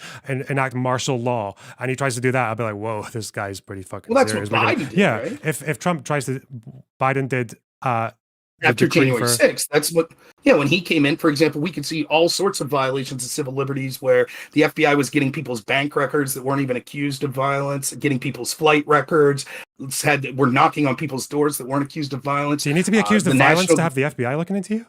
Yeah, my friend Aircraft Sparky, he's a streamer. He had the FBI talk to him twice. You need to be engaged in violence for the FBI to look into you. No, you don't. No, that's what I'm asking you. But so no. Engage in violence. Right. But that's what I'm saying. I'm like, it's in the perspective of the bias of the person that's running the show and what you think of the person running the show. I consider those grave civil liberty abuses, as do several whistleblowers from the FBI and the IRS. That talked about what they saw as abuses from the Biden DOJ and going after not just January 6 people, but parents at school board meetings, etc. But when I bring those up to people on the left, they guffaw. It's no big deal. But if Trump would do similar actions, I'm betting that you'll say, well, those are dictatorial. Which again, it just seems that, it seemed that you were quite clear that your definition of dictatorial would be actions taken to not remove, so that he couldn't be removed through legal means, from office. And now it's like, well, there's other potential actions as well. And I'm just saying, again, I think we'll inevitably run to the same problem where we both have a bias. I think everyone has a bias. And well, no, hang on. That's completely false. No, like I'm pissed off now. You just said that Biden has enacted something that's along the lines of like that would be similar to like a Reichstag fire decree, where they're using January 6th to suppress civil liberties and violate basic human rights in America and violate the First Amendment, etc. Based on under the premise of public safety. That's a problem. That's really bad. What should I look? Is there like a legislation that was passed that I can look at to see that? Or it wasn't really legislation, but here's some certain things that you could look at. One, you could see that from the Twitter files and other files that there was pressure put on from the Biden administration to censor certain arguments on social media about questioning the results of the election. That's violating people's civil liberties. There was, you could look up, I don't know, maybe the best place to look is AI, but you could look at the claims of whistleblowers that have talked about working banks and airports, I believe, and gun shops working voluntarily with the FBI under the Biden administration to give up records of people that were around the area on January 6th. There are people that have been investigated that have done no wrong, that were investigated and put under scrutiny by the FBI. And then you can go outside of that scope and see that this sort of mandate was also used when it came to Merrick Garland, telling the FBI to work in tandem with law enforcement to investigate parents that were upset at school board meetings about various COVID policies or trans policies, to which, again, FBI whistleblowers have came out and said, they're literally using the tools that they used in the Patriot Act to go after these type of people. And to be quite fair, these sort of violations of civil liberties, unfortunately, there is a long tradition in the United States in both Republicans and Democratic presidents doing it. The Patriot Act, for example. To me, the treatment of people surrounding January 6th and Trump supporters, there ought to be some shame with some Republicans and the enthusiasm that they wanted to go after Muslim Americans after September 11th. I find it disgusting. It was one of the greatest shames. The people that I sort of aligned with politically that were okay with some of the behaviors that were going on through our FBI after September 11th, where they would go into mosques that there was no reason for any suspicion whatsoever and illegally survey them and try to gaslight people, vulnerable young people into basically becoming extremists. Now you see it with Gretchen Whitmer. Now you see that that's the behavior the FBI was up to, except it's targeted against MAGA people. And, I understand coming to the right conclusion, even if it's late, still better than never, but people ought to reflect on that. We can see the signs. If you're a right-winger and you're distrusting of the FBI, as you should be, question what they did to Martin Luther King and Malcolm X. They did that shit. They surveyed him. They tried all kinds of heinous shit. May have been partially responsible for the assassination. So, I think that, I know I'm making an argument that you're not making, but I think you would agree with it. It seems to be convenient for someone like me to all of a sudden be distrusting of these institutions. No, I've been distrusting my entire adult life. And I understand how, based on the whims of how the institutions are going at the time, both the left and the right can be targeted at different times for this type of stuff. So I'm just saying, I think you would be surprised, maybe, at what is perceived as some civil liberty violations that have occurred under the Biden administration, both connected to January 6th and elsewhere. Okay, so I'll come back to what you were saying in a second, but just to clarify, when I said July 13th decree, I'm not saying what you're talking about is all fine. Usually it doesn't sound fine at all. When I say, I'm alluding to like the Reichstag fire decree. So I'm talking about just for context, I'm talking about people like where it was okay to just like arrest a political opponent with no charge, or to like ban political institutions, or to ban newspapers and shit. I'm talking about a little more extreme, but as far as these things go, the Twitter files, so what I should look for is I should look at the Twitter files to see if they violate civil liberties there. I should look at whistleblowers who are working banks and airports regarding the FBI wanting information about people from January 6th, Merrick Garland telling the FBI to work with parents who are upset at school board policies, right? These are anything I missed? Yes. Whistleblowers talking about if you want to have a lengthy conversation with those types of things in the future, I'm not home, so I'd have to get to my own computer. I have sources saved on this stuff, but I would be happy to talk about those sorts of things. And I think the whistleblower statement, I forget their names. I know the IRS whistleblowers was Ziegler, and I forget the other guy's name, but there are also 3 FBI whistleblowers that came and spoke about this, and all 3 claimed that they were retaliated against for sort of speaking up against these sorts of things. So it's something to look into. But I will take that I misunderstood what you're saying. You're saying you're not agreeing with me those things happen, but if they did, that's not a good thing. However, you're talking a different level. You're talking literally like we're arresting the entire, 12 Democrats in the state of Colorado. Because I guess obviously even when people talk about, like, if you're talking about just like very broadly, like oversteps by government, for example, the FBI surveying Martin Luther King. I mean, even Martin Luther King himself wouldn't have said this isn't enough of an overstep for us to start rioting, right? Yeah. So, but obviously, if there are oversteps here that are just like, I'm just interested in these stories in general now, regardless of the but keep in mind, like a difference in what we're saying is I'm saying the rioting's not justified. Even if everything's as bad as I'm saying to you, I'm still saying that any sort of political violence or rioting from the right wing here would be unjustified. Just like it would have been unjustified with, I think you would agree with me, some of the heinous actions of the Patriot Act targeted towards Muslim Americans. It still didn't justify Muslim Americans rioting, right? The difference is you're saying there are circumstances where it would have. Are there none to you? Obviously, I would ask you, do you have an example of like what your threshold would be? What could the Democrats do that would make you think like we need to actually use alternative methods now? I can't even fathom the situation that would be the case politically that we'd have today.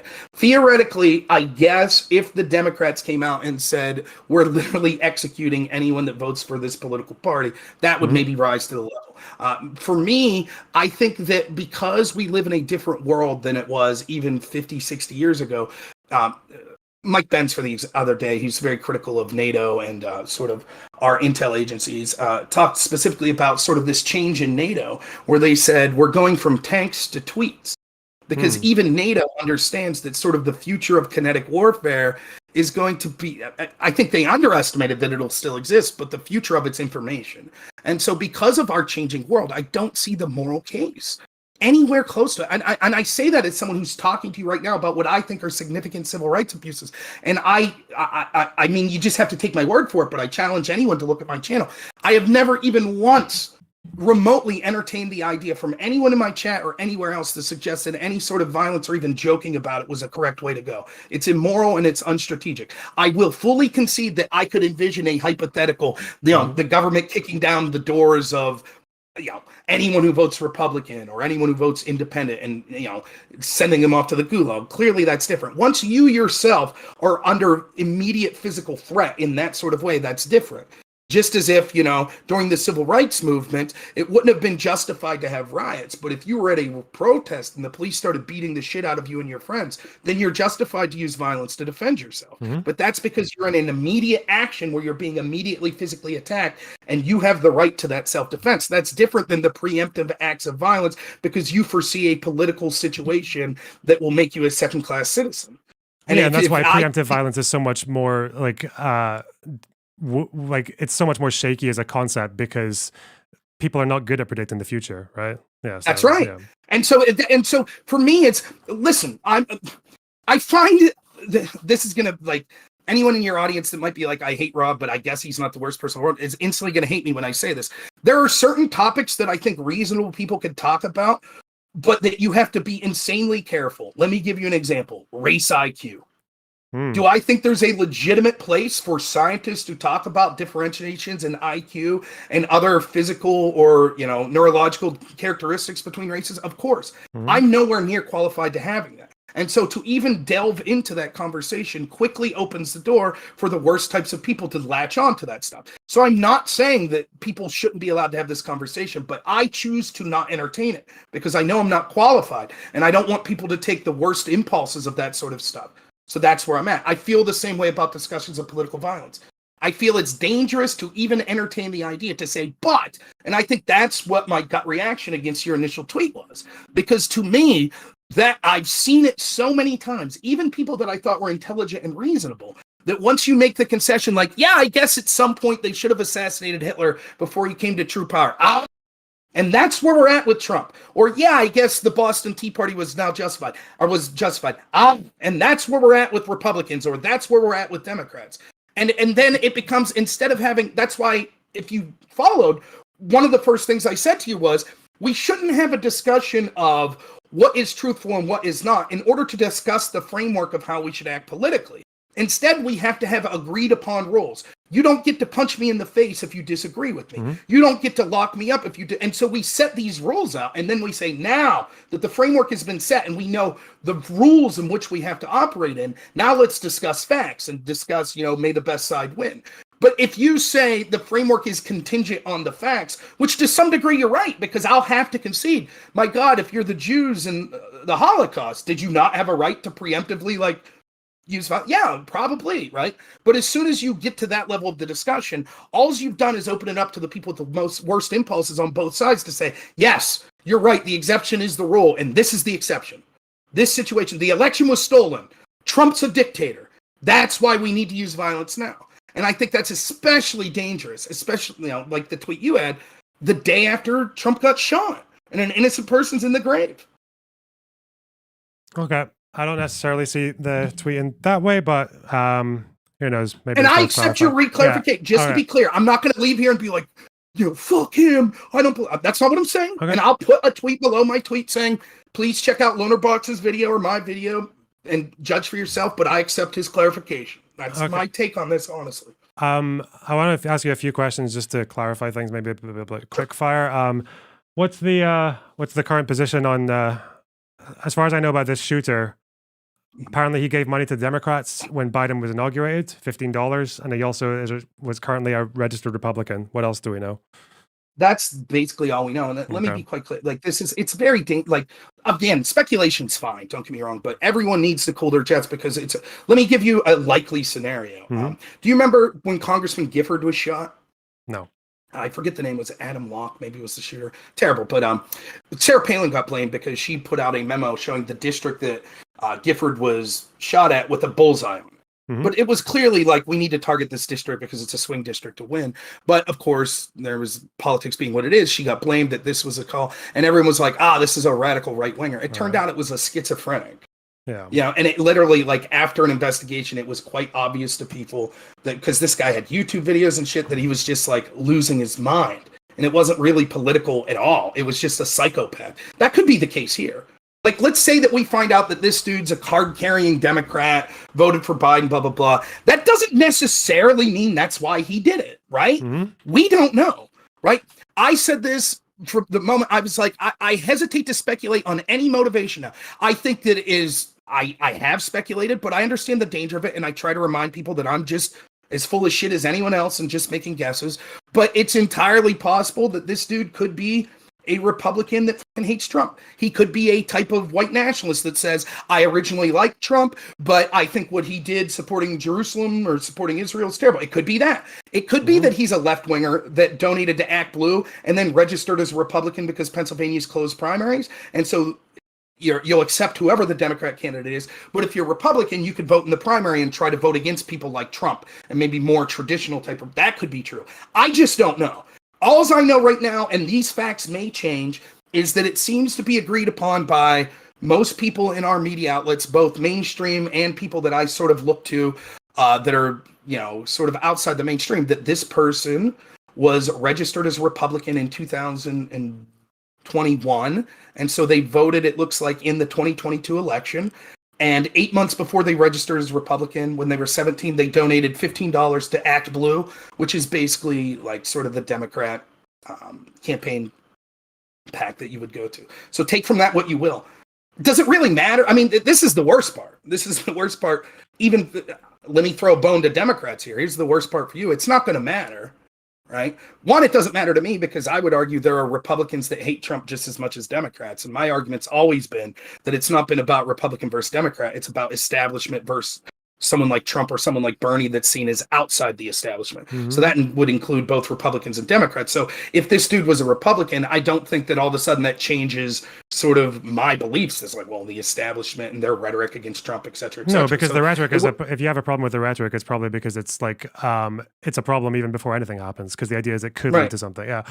As for this guy, Crooks, was he, he said they say that he voted in the midterms in 2022, right? Is that right? Yeah. Okay. That's what it seems. And again, trust me, I barely know any more than you. I've been at work. I just kind of, my go-to is I try to go to like New York Times, ABC, CNN. Then I'll try to look at like Fox, Newsmax. Then I try to look at like independent X accounts like Jake Tapper, or Anderson Cooper, or someone like Jonathan Turley.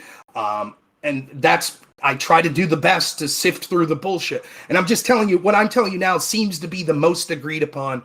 This guy's name was Thomas Crooks. He was from Bethel, which it's, by the way, I don't know if you'd be interested in this, but I'm actually basically 40 minutes away. I live from where the shooting occurred. It's at a fairgrounds. And so I'm quite familiar with it. And I would have been there had I not got called into work. So that's why I wasn't there. But Bethel, it's outside, it's a suburb or I don't know if suburbs the right way, outside Pittsburgh. And it seems that guy's same address, matching the name of who the FBI said the shooter was, a registered Republican and voted in 2022. And like something like 8 months before he registered Republican, that same address, someone with the same name donated to Act Blue. So I mean, someone saying it's not. Some people in chat are saying it's not even the same person. There's someone the same name with a different person. Thomas Cook 69. Fuck me, I don't know. I've seen that. I've seen that, but I same address as well. I tried to look into that, and the addresses seem to be similar, but it could. I mean, my goodness, you know how this is. They could say tomorrow, actually, we had the wrong guy and it was this person. Who knows? I think that everyone should be open to hearing, like, for me, I feel like I could be morally consistent because I'm not trying to blame people for their rhetoric for necessarily that. I stand by, you should be careful with your rhetoric, and there's a place to say it should be policed.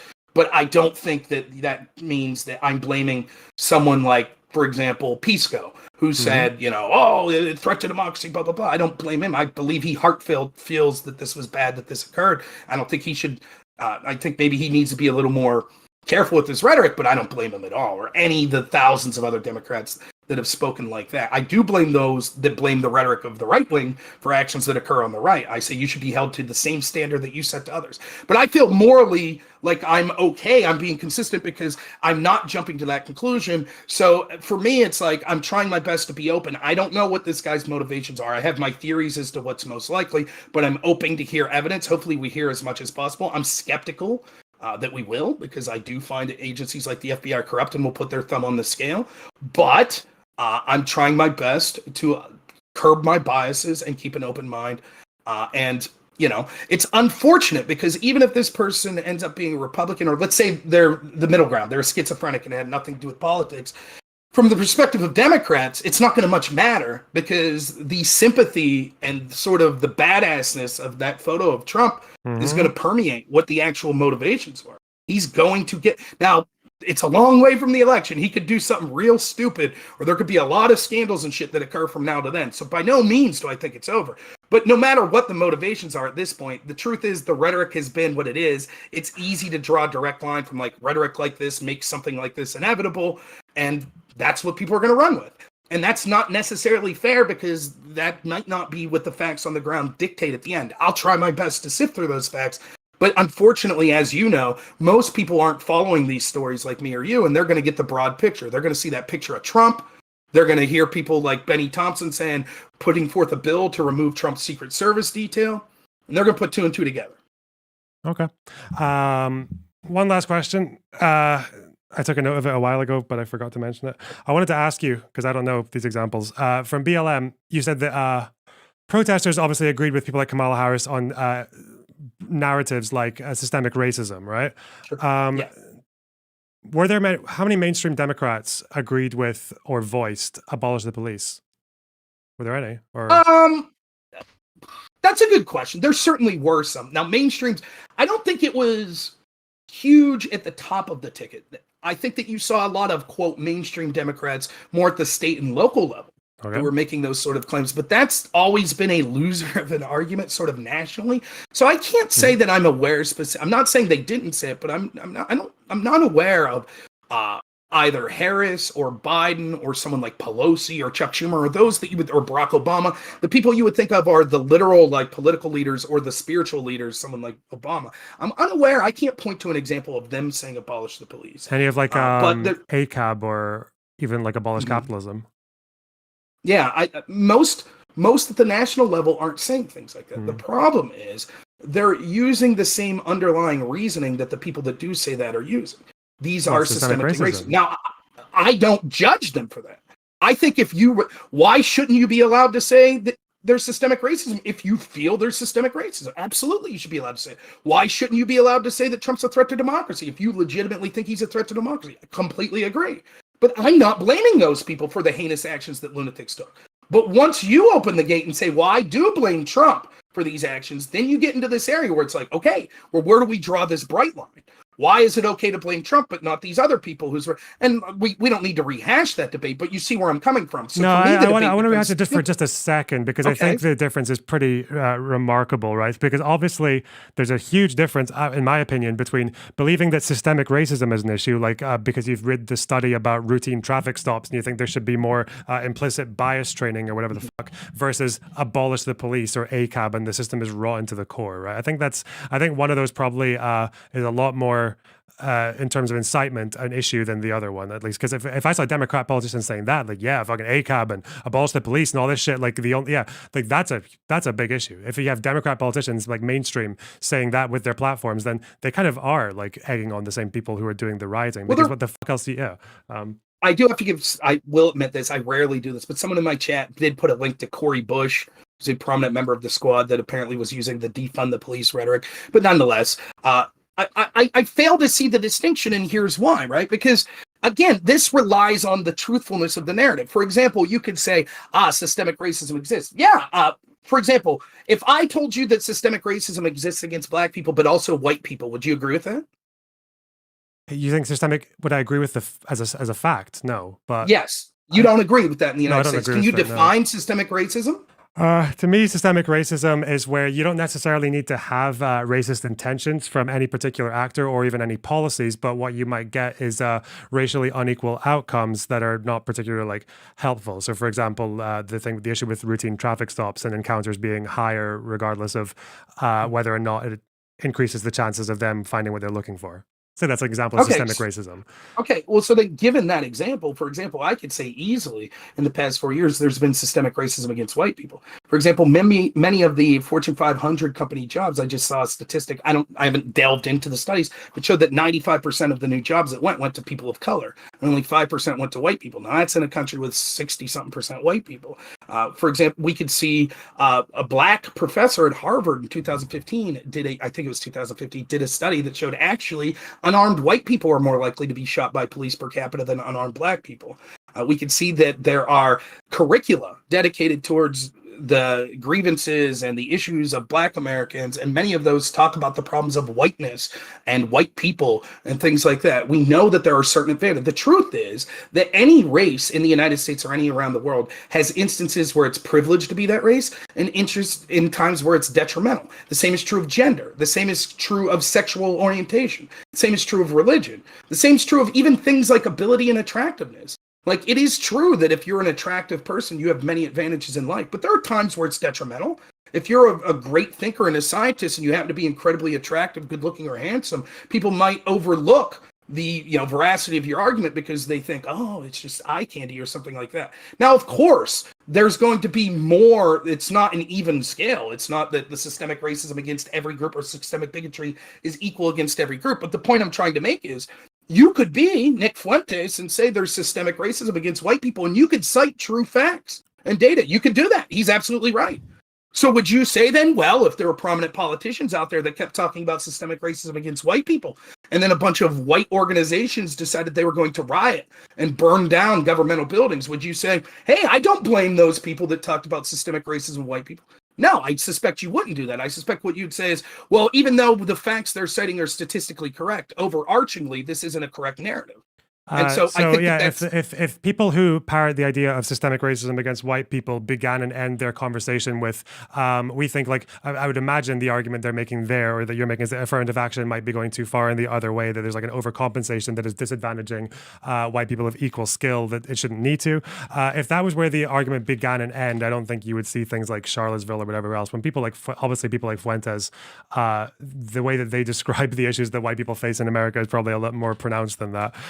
When it, again, I don't know if the thing about Fortune 500 companies, like if that's true or if that goes against the idea that the way I understood it in America was that if you send out a bunch of equal CVs or resumes, you call them, but you change the names, and some names are like obviously the names of black people versus names that are more neutral, then the ones with like black names would get more likely to be rejected. So I don't know if that's completely been undone. There's problems with those. There's problems with those studies, right? Like, for example, the white name will be something like Ben, and the black name will be something like Shaniqua. If you did the opposite, like if you had the white name be Bubba and then the black name be Thomas, then people would say, well, Thomas chose more than Bubba. That's racist against sort of the trope of hillbillies, right? So there are problems with that. And the truth is that it's evident for anyone to see. The larger the company are, the more public profile you have. They can't wait to hire minorities. They can't. And it's all over the place. And it even comes down to, when you want to talk systemic, it comes down to the governmental level. Two examples I give you off the top of my head in the Biden administration. One was when it came to giving farmers aid during the lockdowns. Instead of prioritizing by financial need, they prioritized by race. So they were giving more money to farmers of color. That's outrageous, right? And then secondly, when the CDC first started recommending, they put out this PowerPoint of their recommendation of what groups got the vaccines first, because there was a limited amount of vaccines. They said, obviously, frontline defenders should get it first. We all agree with that, doctors and nurses that are putting their lives on the line. But the second group that they recommended was people that work jobs like that we consider non-essential, fast food, janitor. And the reason they chose them over the elderly, and you could look at their chart that suggests why, the defining factor was there were more people of color. They even came to the conclusion that more people were likely to die because they were giving that group, as opposed to the elderly, the vaccines first. But they said that it was outweighed by the fact there were more people of color. Now, when your CDC is saying, we understand more people will on bulk die because of the decision we are, but we're prioritizing it because of diversity. There's certainly an argument to be had if you were an elderly white person. By the way, ironically, that screws over elderly black people as well, who we now know were far more likely to die than a working class black person. So more black people would have probably died in the end because of this anyways. Nonetheless, you could see getting pissed off. The point I'm trying to make quite simply is all of this is to illustrate, I don't think that the truthfulness or the veracity of what these people are saying, if they're saying there's no hope because the systems are all racist, should factor in as to whether or not we say that they incited violence, particularly when they're not just saying, oh, systemic racism, and then once the violence happens, they were all like, my God, stop this violence. It's getting out of control. To the contrary, they pushed bail funds. People like AOC said it needs to keep happening till the election. They said it was mostly peaceful. They ignored vast amounts of the violence.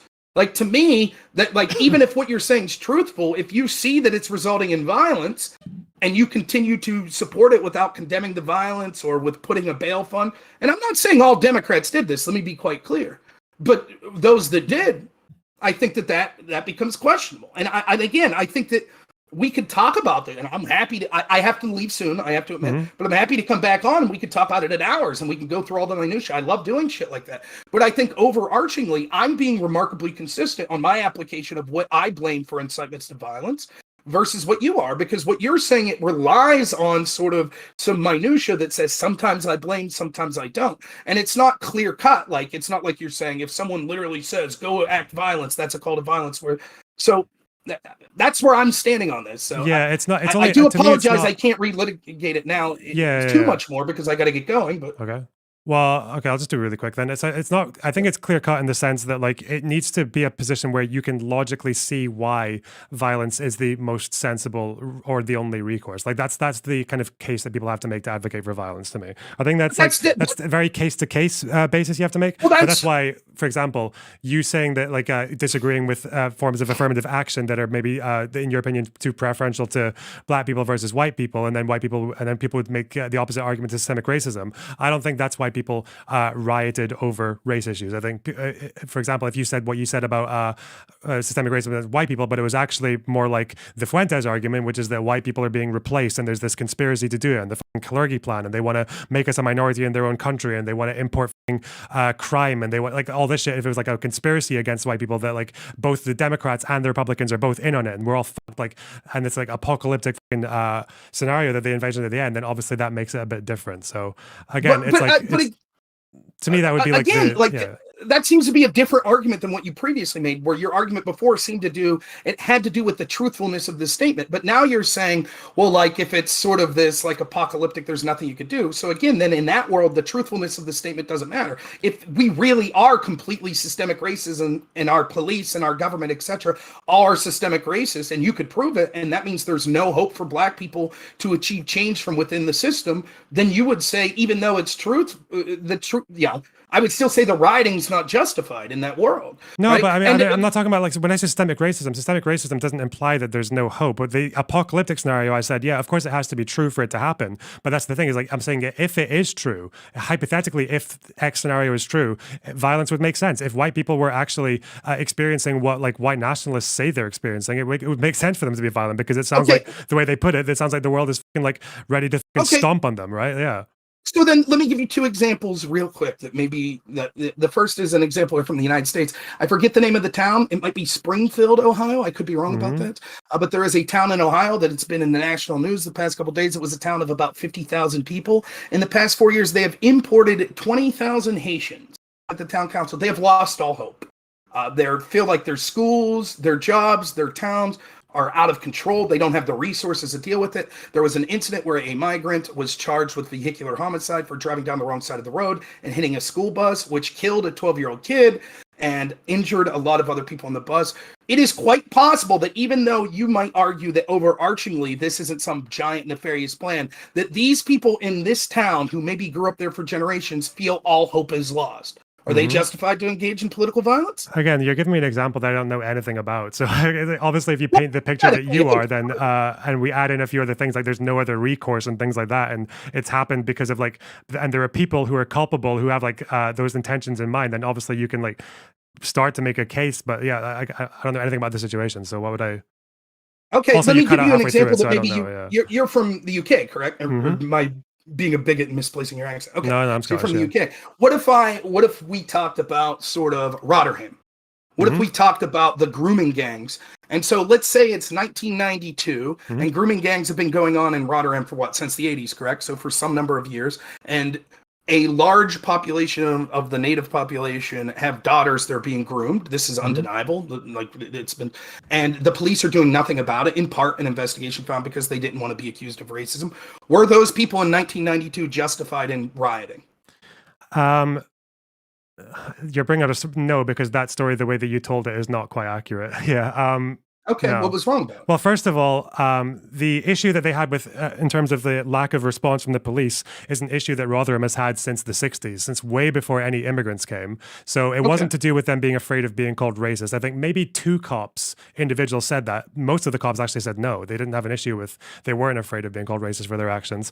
As far as the rioting that happened there, I thought it was more to do with, yeah, it seemed to kind of ignore the fact that a lot of those girls were actually abused by white people as well. So yeah, I don't know, that's just an example of why. Like if, but for example, if the story is the way that you told it, if the story is the way that people like Tommy Robinson told it, and that there were Muslims who were abusing people and they were getting away with it just because cops didn't want to be called racist, and the media were suppressing the story for fear of spreading racism, and if the fucking politicians in Rotherham were suppressing the story to protect the Muslim community that they thought could do no harm, etc., this is the way that the story is told, then, and they're not going to change it, and there's no investigation into the cops after things have come out, and there's no changing of the guard or anything, which did happen, then yeah, if all those things are true, none of them are, then yeah, obviously, yeah, rioting would make much more sense. But that's the Well, problem, is like the facts were skewed, let, right? Yeah. let's steel man to your facts then. Let's say that it had nothing to do with fear of being called racist. Let's Hmm. say it's 1992. You agree it's been happening for years at that point, Yeah. correct?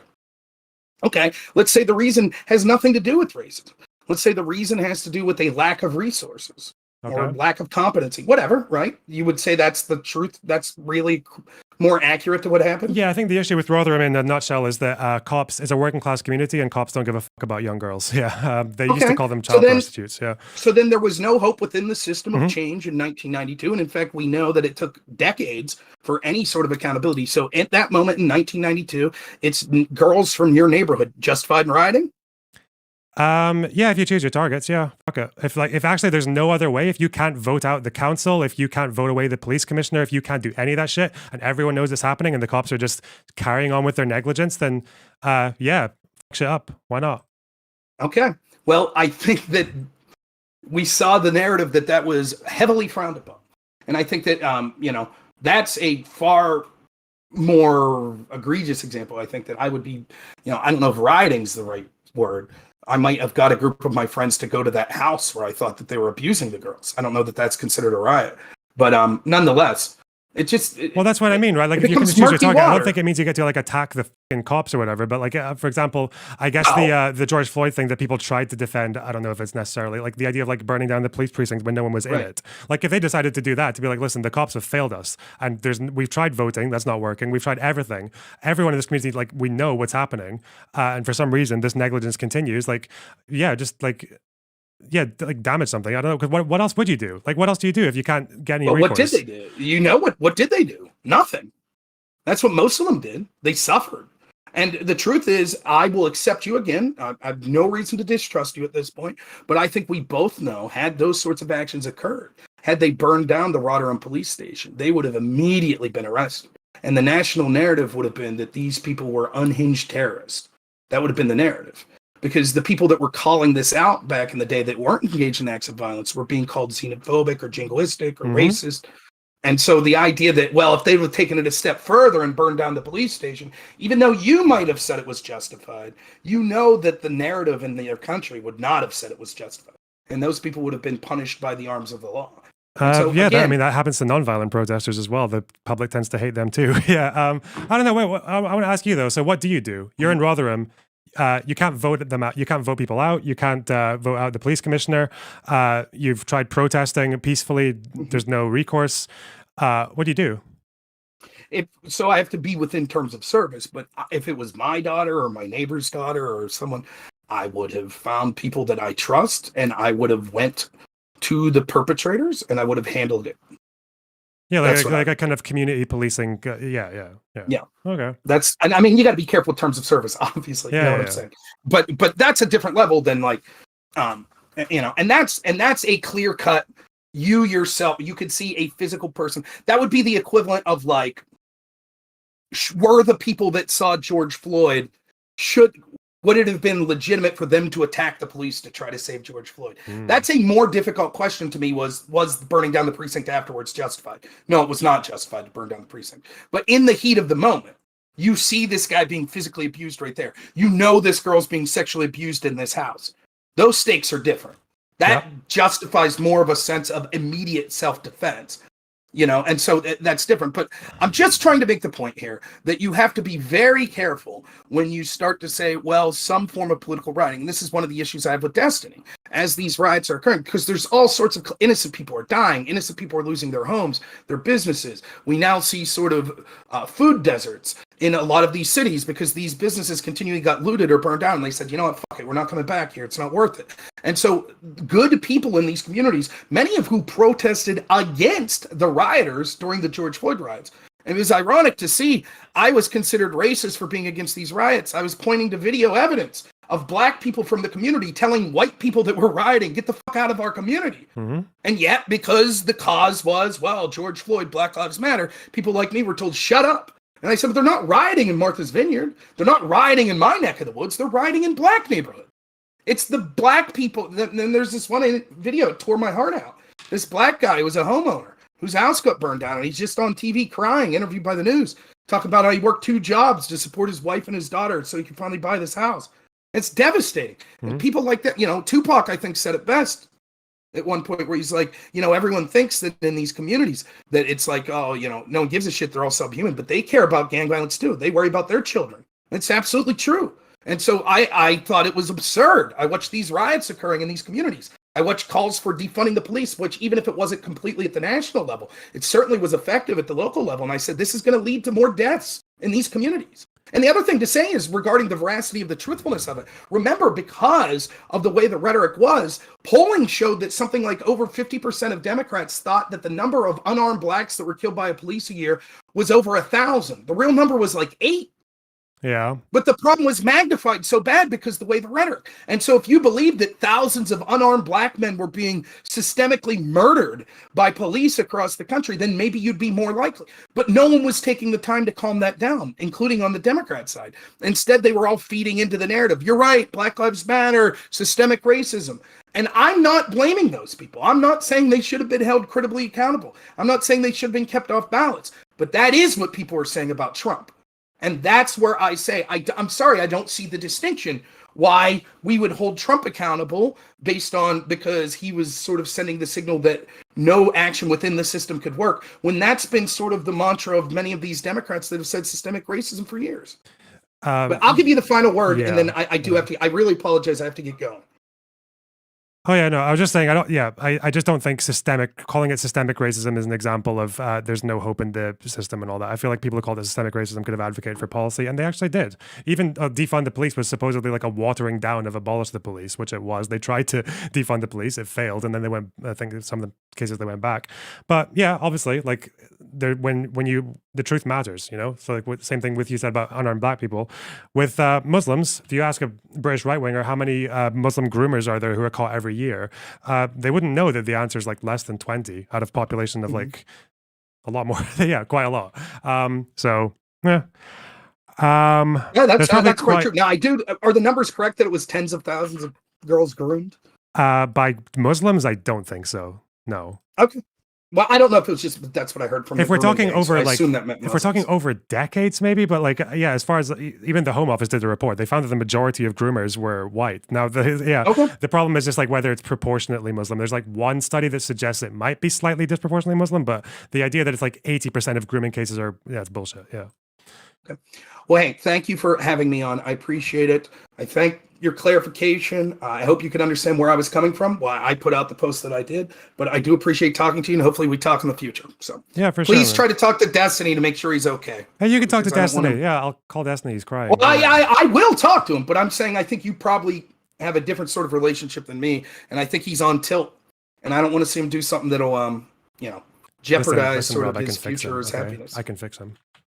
Good, good. All right, man. Thanks so much. All right. Take care, buddy. Bye bye. Yep.